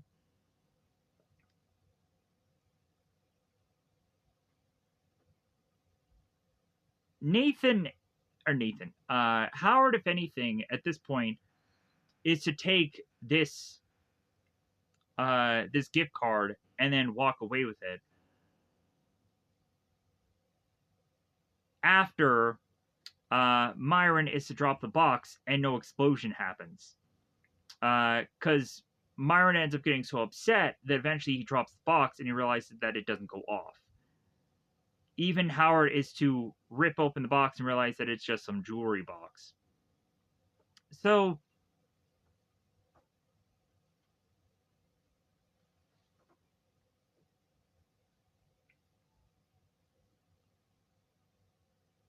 Howard and Myron make their way out of the radio station because there's no physical doll there. And eventually they come to find that there are police surrounding them in this hallway. Myron goes on to again grab another box and state that this other box is to be another bomb. Howard goes on to eventually say that Myron is crazy enough for this to be true, and so these cops all take this bomb seriously. So Myron goes on and takes this box and drops it on the ground and gets into an elevator for him to leave. Howard goes on and gets out of here because these guys are more focused on the bomb. So Officer Hummel, the same guy from before, goes on and is to say, hey, I was in the bomb squad for a very long time. If anything, I should be the one that is to try to see if this is legitimate or not. So Hummel tells the guys that he thinks that this box is to be a dud, so he opens it, and legit there is an explosion that goes off. A explosion that does not go on and kill Hummel, but really definitively hurts him really bad. So one of the officers go on make a joke to Hummel like, "How long were you on the bomb squad?" So Hummel falls over. So Howard goes on to find now his SUV, the vehicle that he was in, is to basically be stripped for parts. It no longer has wheels on it. It basically has a spray paint of Merry Christmas, but this thing has really been torn apart. Howard goes on and gets his car towed and is trying to make his way back to his house to figure out ways to explain the story to Liz about what had all happened. As Howard is to try to come up with the best way of spilling this to Liz, the tow truck driver is going on and telling him, "No, what? You need to get some more emotion in your speech." And then when Howard practices again and has it to be more emotional, the tow truck driver is like, "Well, hey, like, why don't you put your dress on and weep a little, like a little girl?" So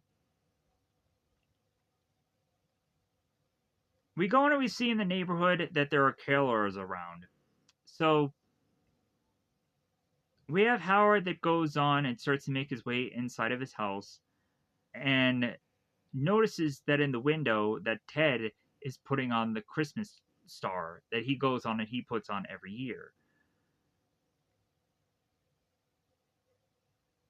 Liz goes on and stops Ted from putting on the tree because that's what, of course, Howard does every year. So Liz goes on, takes the star, puts it back into a box, and Howard is a little bit ticked at this point because of Ted being in his house and putting the star on his tree.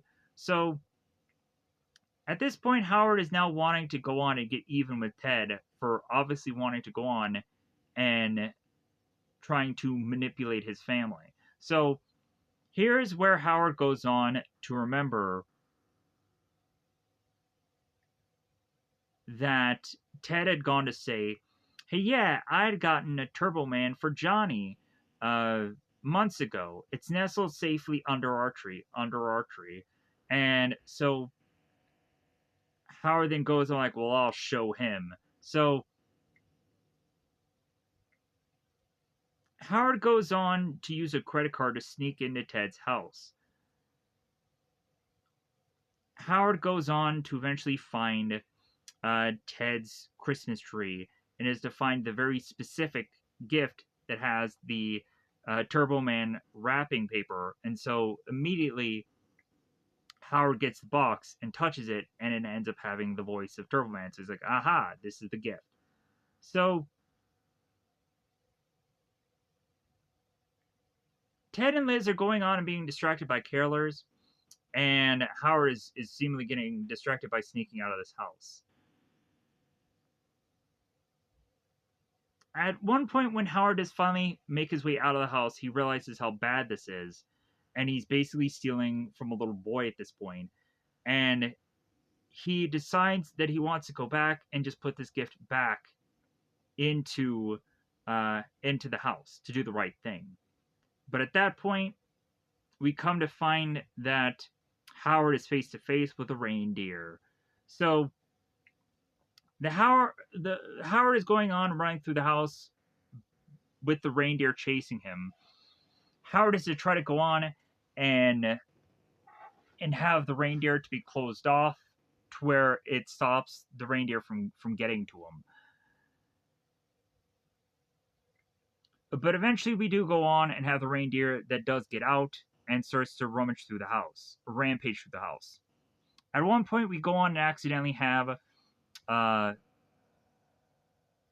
think, Jesus's face or something like that, one of these statue things, and it ends up accidentally going into the fire and starting to burn down the house. Mind you that Howard still has the Turbo Man gift in hand, and he's trying to go on and stop this fire from happening. He grabs uh, one of the God, what is it? Uh, the stocking stuffer things. He grabs one of those and he starts slamming it onto the ground. It's hilarious. So the stockings. So the fire, it seems to be very hard to put out. So what ends up happening is that Howard goes on and kicks the head of the statue. He kicks it out of this window, goes flying, and he goes in the snow. And Ted runs out and he realizes, like, oh, like Balthazar, whoever this statue with his head. And then he tries to fan down and stop the flames. So Liz and Ted notice that Howard is within Ted's house, and they eventually go on to figure out what Howard was trying to do. He was trying to steal the gift. And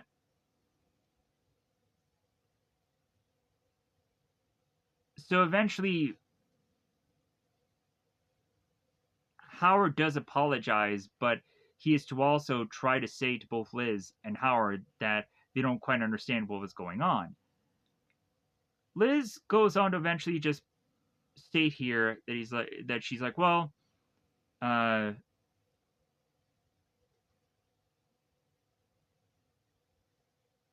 you know what? Like, I know that you probably have an explanation, but at this point, I really don't want to hear it.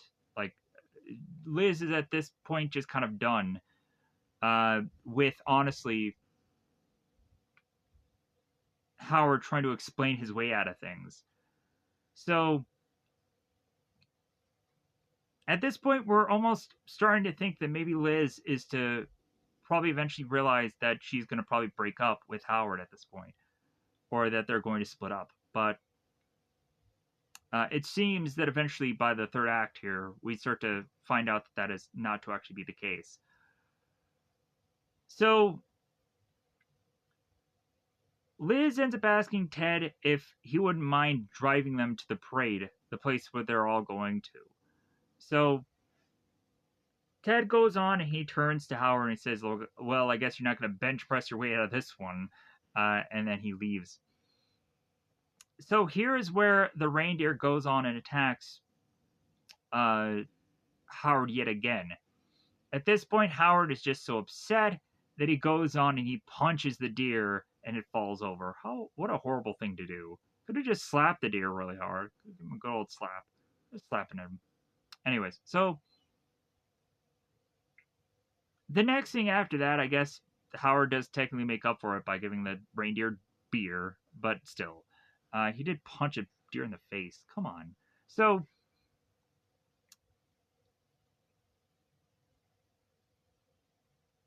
the next thing we see is that there's a van driving off with Liz, Ted, and the two kids. So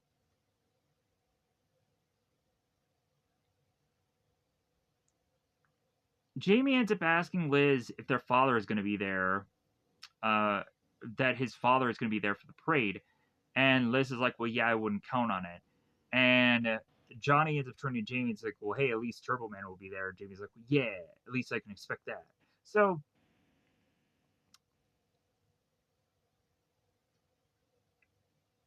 Howard goes on and is to be again sharing some beer with a reindeer, and then he goes on and he looks at the picture that Jamie had drew with the family all together. At this point, Howard is to realize what really is important, and it's family time. So maybe, if anything, like Howard can't make up for the mistakes he's made, but if anything, maybe if at least Howard goes with Jamie to this parade, maybe things will drastically change. So Now we go to the parade. Uh, we have this be the 12th annual Twin Cities Holiday Parade. Again, Twin Cities is an actual thing. That's, of course, like we even have the Minnesota Twins, that's the TC, Twin Cities, whatever. So, again, Minnesota. So, it is pretty accurate. So, we go on and we have these news anchors. I don't know what their names are, I couldn't even be bothered. So, to figure out who they are. And they're going on and they're talking about the uh,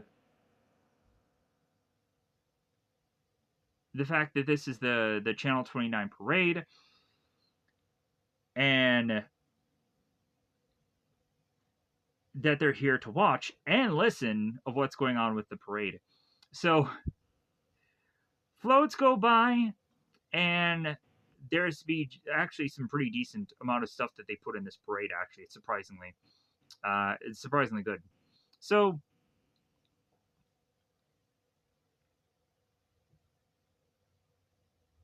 Liz and Ned or Ted, they're trying to go on and they're trying to figure out a way to park. So Liz goes on and tells Johnny and Jamie, hey, how about you guys go on ahead so you can see the parade and don't wait for us. So, if anything, just kind of keep together. And yeah, so like, okay, all right. So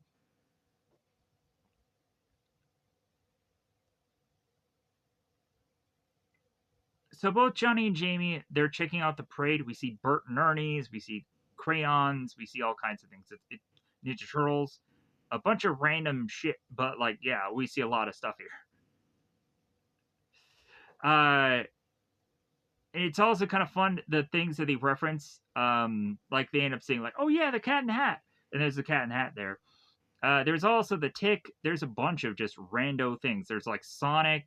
There's Gumby. Uh, God, what is that one character? The white cat. The God, what is her name? Um, little God, what is it? The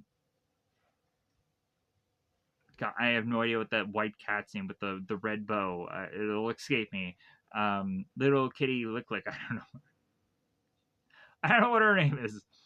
We have the Rock and Sock robots. All kinds of fun things here. So we have Howard that is going on and getting a cab to try to get to the parade. And at one point, Howard has to just kind of jump out of the cab because the the cab is stuck in traffic. So finally, both Liz and Ted they finally park the car, and so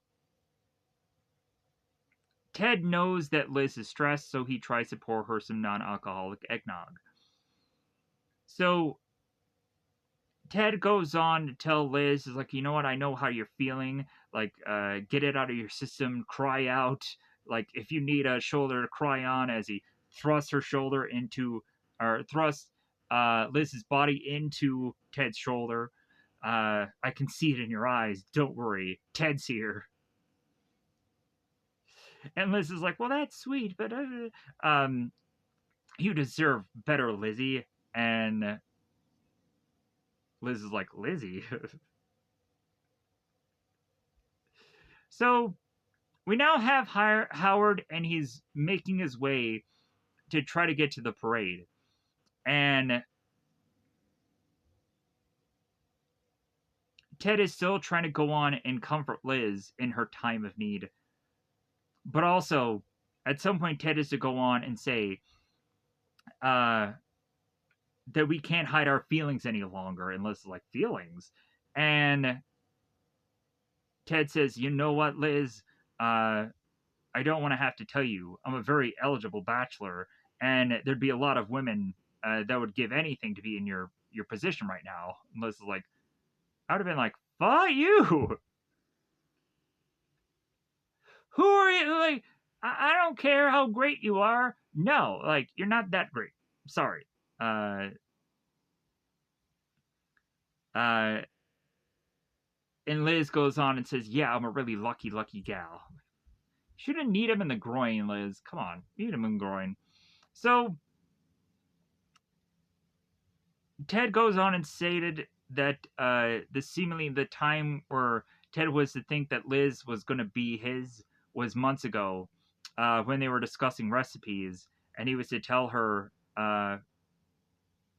about the uh, Italian salad dressing. Uh, so we would all of a sudden come to find Howard noticing both Liz and Ted in the car, and Howard then turns, bumps into somebody, and ends up being exactly Officer Hummel, who has his hands bandaged, and he is to pour coffee all over himself, burning himself horribly again with coffee. So this guy is just not having a good day.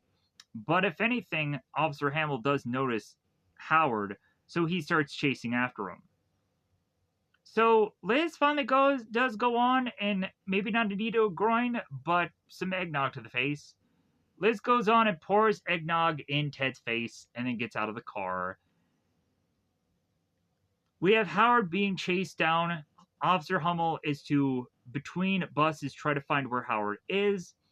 Here's a spot where Howard goes on and is to be hiding out in this warehouse looking place.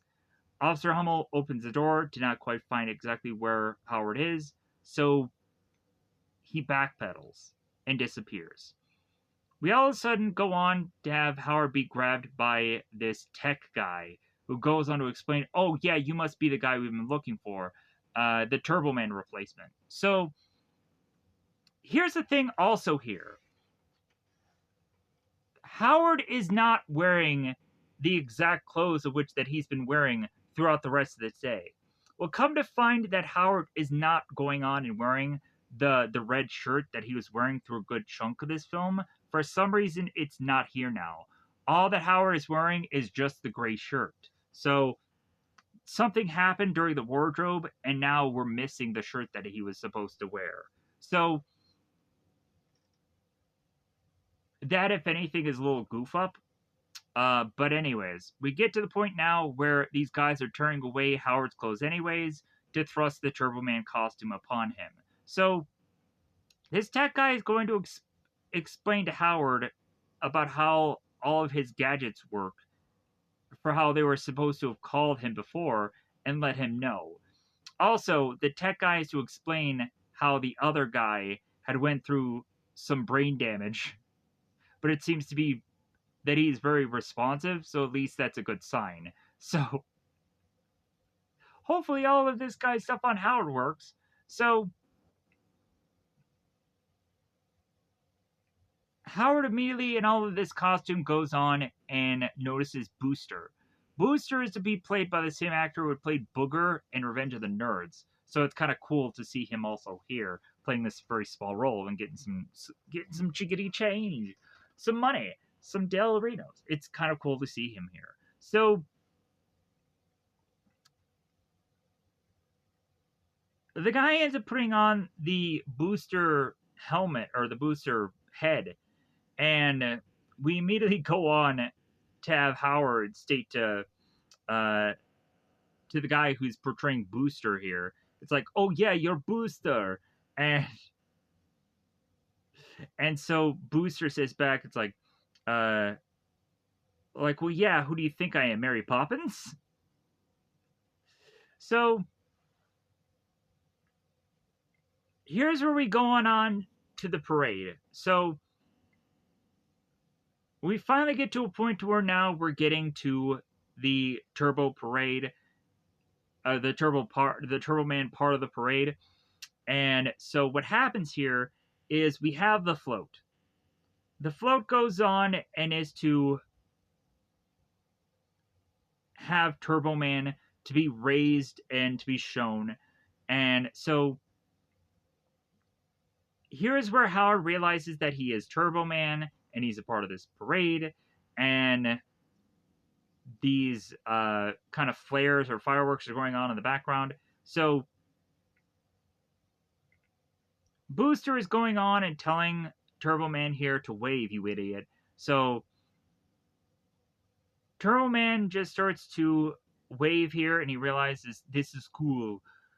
So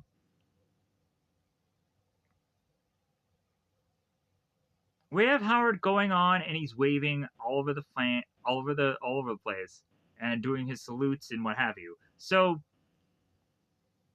we go on, and we have at one point where Howard goes on and spots Jamie, and he does the salute to him, and Jamie does it back.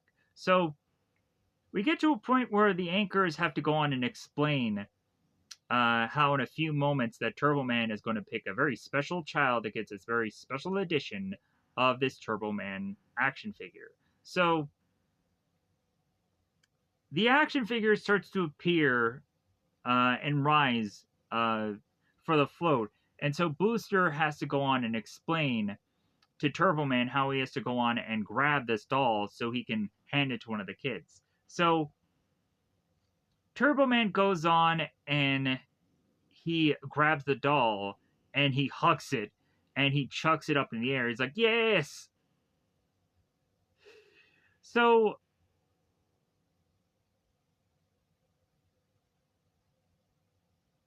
we also see off in the distance that also the police officers they have their own float, and Officer Hummel is doing a salute to everybody. So we have Booster that goes on to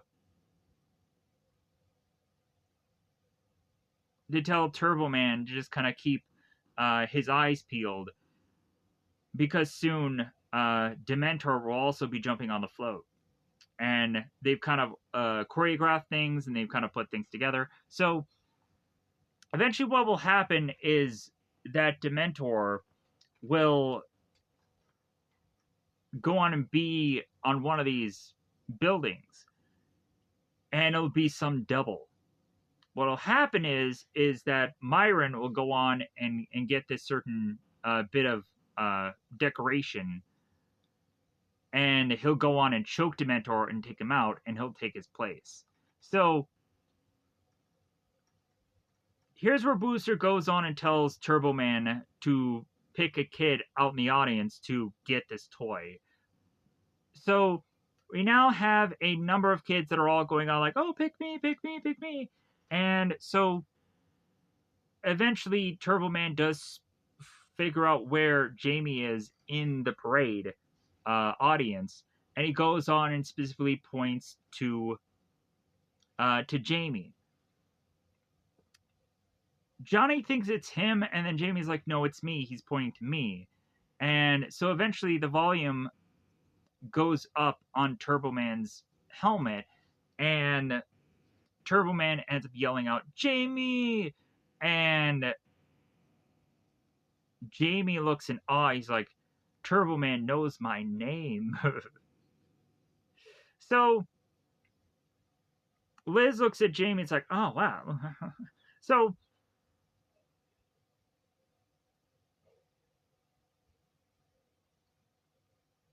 we have Jamie that is to go on and realize that he's like, "Oh, I must be chosen. I need to go up to the float." So he gets up on there. And so Turbo Man goes on and hands Jamie the toy, the action figure. And Booster is to go on and get so emotional that he is to pretend that he's wiping tears from his eyes. So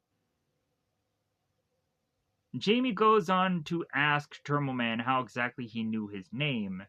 And Turbo Man says, "Well, Jamie, you see, I'm your fa," and then like all of a sudden we have this rope that ends up coming flying out of the way, and Dementor is going to be sliding down this rope and to jump onto the float, and everybody's like, "Oh, Dementor, boo, yeah, you suck, you're the villain." And so Myron in the Dementor costume goes on and he gives them like he doesn't give him the finger, but he goes on it like ah, and the anchorman is like, "Well, hey, like, was that supposed to go that way?" Like, this is for kids. This is for like, come on, like you can't show that on TV. So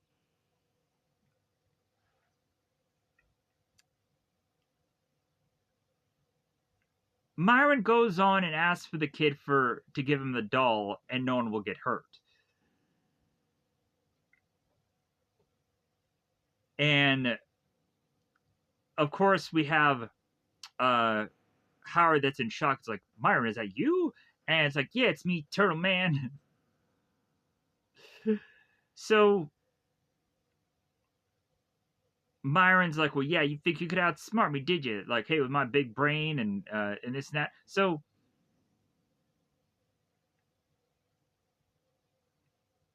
we go on to eventually have Booster, who's to kind of come into the frame here. It's like, well, hey, this is not exactly what we rehearsed. And Myron ends up saying to Booster, it's like, hey, no one likes you, Booster. And so Myron punches out Booster and takes him out. Booster falls on the ground onto the street, and everybody just starts to circle around Booster and just starts beating the crap out of him. So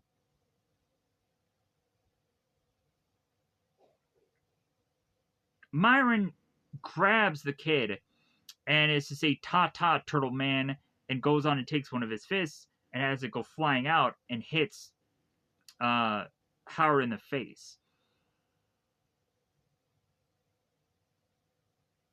The anchors are in a shock because they're like, "Oh my god, uh, has Dementor beaten Turbo Man? Has civilization altogether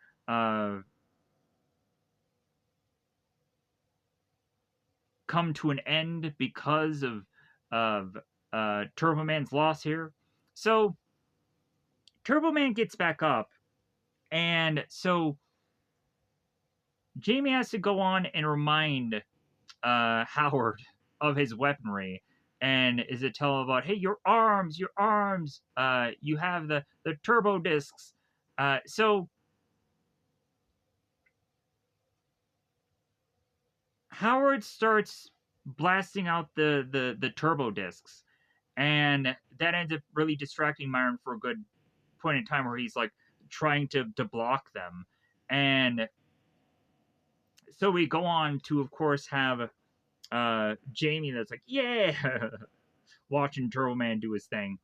All of a sudden, we have the demon team appear from behind these skyscrapers, and they try to attack Turbo Man. Turbo Man gets outsmarted here. We consistently have the demon team that is telling Turbo Man, it's like, well, hey, you don't know our choreography. What's going on here? So, and this seems more like a very much legitimate fight. So Myron ends up saying to Jamie, it's like, what do you think you're gonna do, kid? And Jamie immediately kicks Myron in the nuts and then slides from underneath him and gets away. As Jamie runs, Myron is shortly there behind him, even though he did get deliciously kicked in the nuts. So, uh, we get to a point where eventually Howard is to eventually fan off this demon team and to shrug them all off. Eventually, having a military press of one of these demon team over his head, and he chucks him over top. We go on to eventually have further and further Jamie running away from Myron. Liz is to realize that Jamie is not exactly a part of the show, and there's something quite wrong here, and so she's chasing after her son. There's a police officer that stops Lizzie. And it's like, well, hey man, what are you doing? And Jamie's like, well, hey, my son's obviously in trouble. And the cop turns to Jamie. It's like, well, your son, yeah, he's performing very wonderfully. And Lizzie's like, well, he's not part of the show. And the cop's like, oh, all right, well, so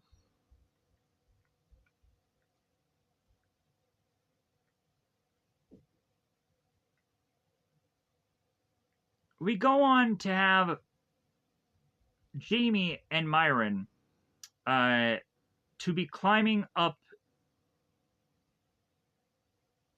this metal tree on top of this building. And Turbo Man is to realize that he has this jetpack. So Turbo Man goes on and he is to turn on this jetpack. He's like, okay, it's turbo time. Yeah, so Turbo Man goes flying all over the goddamn place. It gets to the point to where like he's shucking all over the air, and eventually he tries to stop the jetpack from going, and then he realizes that he's dropping really off into the sky. So eventually, what does go on and happen is Turbo Man does get the jetpack working again, so he can start flying around. So eventually, we'll get to a point where Jamie is to be climbing above the tree, hoping that Turbo Man will save him. He grabs out for Turbo Man, and Turbo Man gets ever so close, but cannot grab Jamie, sadly. So Turbo Man says to Jamie he's on his way, that he'll get to him. So eventually, at some point in this movie. So eventually, what does happen is Turbo Man ends up colliding into this banner that is to be on these poles. He eventually is to be swinging so hard with his banner that eventually it kind of has him go flying. Eventually, he crashes into a window with a home where a family is all sitting around together, all sharing, I'm assuming, a Christmas feast because it looks like Thanksgiving to me, but I guess it could be also Thanksgiving. So, Turbo Man goes crashing through this family's home, and then eventually also goes on and and kind of headbutts his way into this building where he's kind of like stymied of going anywhere. So eventually he hits the button to then just fall, and so he falls on his jetpack. So we now have it ever so closer to where Myron is getting close to Jamie. Eventually, the metal tree buckles and starts to fall over. Not to the point where it falls and falls like no, it's still hanging onto the building, but it's just now at a instead of here, it's here, and it's still hanging onto the building. So eventually, it'll lead us now to have both Jamie and Myron are just hanging on to this Christmas tree as Liz is like, oh, what's gonna happen? Oh no. Like, is my son gonna die? I think he is. Cause I hadn't read the script all that well at this point. Cause I just wanted the payday. So everybody is telling Turbo Man to get up. They end up telling Turbo Man to use his turbo ring, and so he does. There is at a point where Myron is going on and trying to grab Jamie, and the turbo ring is to be tossed. So Myron goes on and he's grabbing the Turbo Man doll from Jamie's backpack. It's like, haha, victory is mine. And then the turbo ring goes flying and misses, of course, Myron, and he's like, ha ha ha. And then eventually it comes right back and it does hit Byron. Myron ends up falling into the police float. And immediately when he goes on, it's like, haha, I still got the doll, I still got the doll. The next thing that happens is all these guns go right into Myron's face, realizing that he's going to be arrested. So Jamie is pleading for Turbo Man to help him because he's still hanging. So Turbo Man goes flying with his jetpack to try to get Jamie before he falls, and he does. He catches him right at the right time. And Jamie tells Turbo Man, I knew you would save me. And so Turbo Man tells Jamie, you can always count on me. So eventually Howard figures out a way to land the jetpack so they can finish this old bad boy up, this movie. So Turbo Man hands Jamie over to Liz, and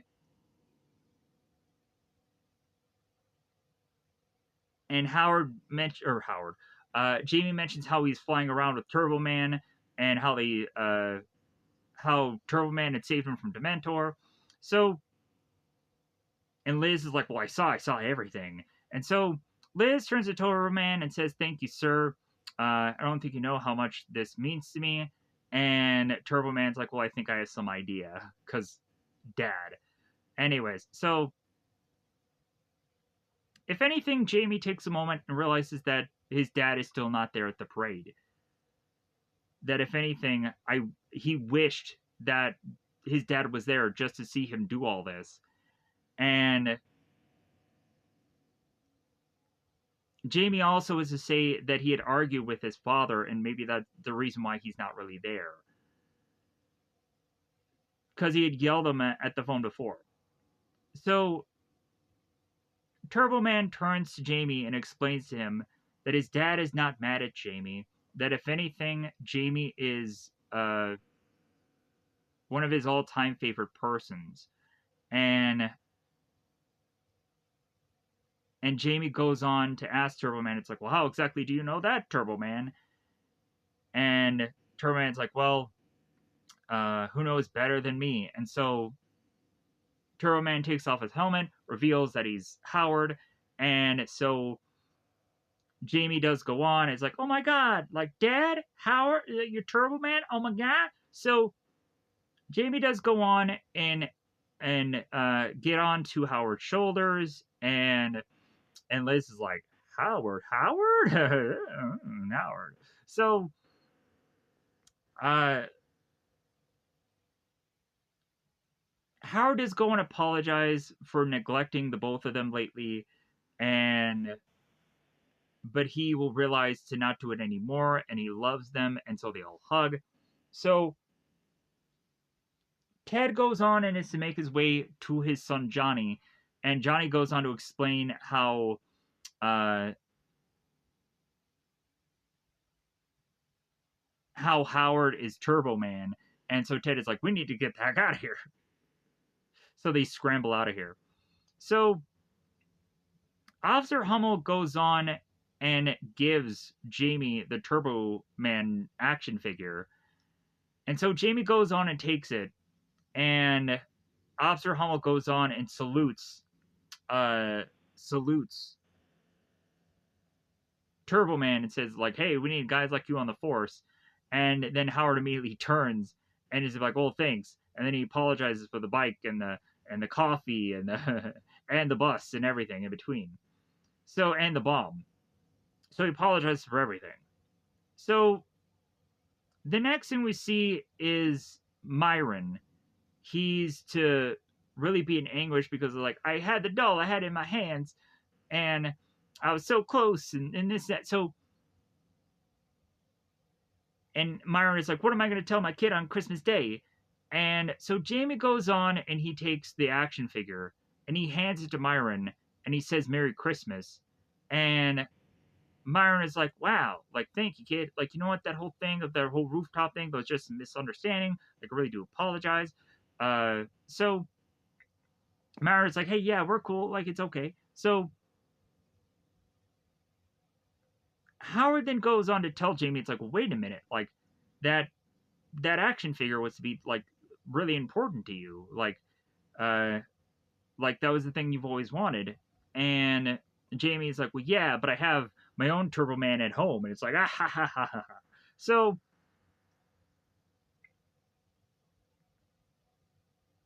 Turbo Man ends up getting carried off and just like, yeah, hey, look at him, like he's Turbo Man. So Matter ends up smiling. He has the toy. It's all good. So the very last thing we see here is that Howard goes on and takes the star and puts it onto the tree, like he traditionally does. They say how great it is. We have Jamie that says perfecto, and then he walks off.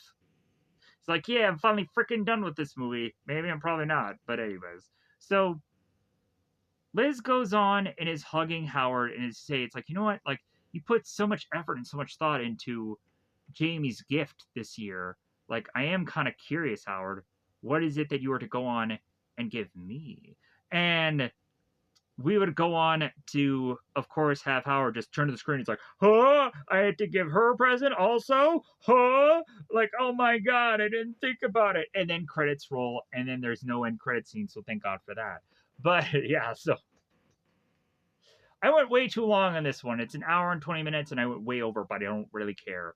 I was trying so hard to get this done, and at least I got to a point mentally where I can get this out. So I'm happy with that, regardless of how long it effing took. At least this will be uploaded. It'll be a thing that's for content for today. I don't think this one is going to go that well. But regardless, it'll be a thing that's uploaded at least. At least I can get this done. At least right after that, I can get my cardio done and be freaking, I hope, done for the day. I really should have gone on and done a lot more for this day, but regardless, I'm just, it is what it is.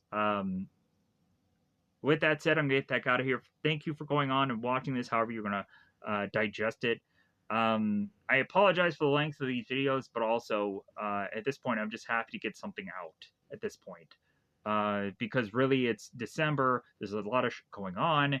Uh, there are things that I'm just trying uh, to do that is different than what I've tried to do in the channel before. So it's very different. It's very new. It's very whatever.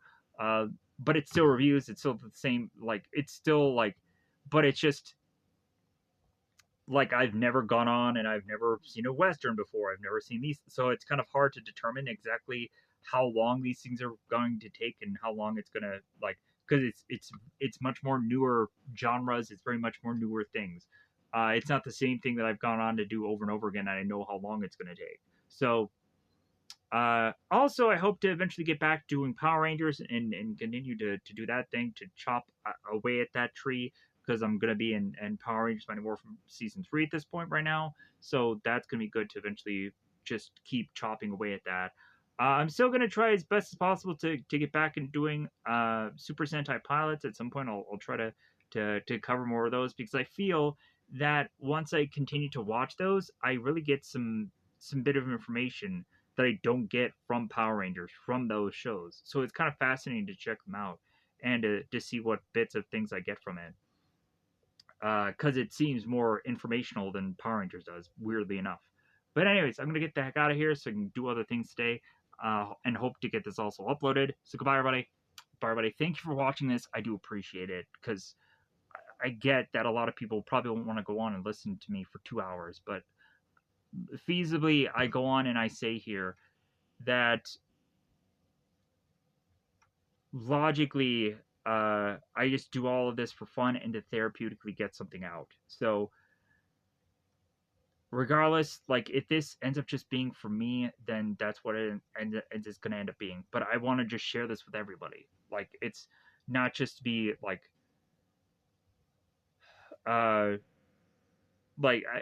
it's say that I do it selfishly, but like I always want to share information. I always want to get something out. I honestly feel that this one didn't really have much of anything that I can really compare to. That was the big problem. So like really, this review was kind of hard because I like to compare it to other things, but also I just like to share the fact that I still liked this movie, even though also I probably won't watch it that much. Plus, I also saw it back to back recently twice. So yeah, I don't want to check it out anytime soon. So, with that said, goodbye, everybody. Bye, everybody.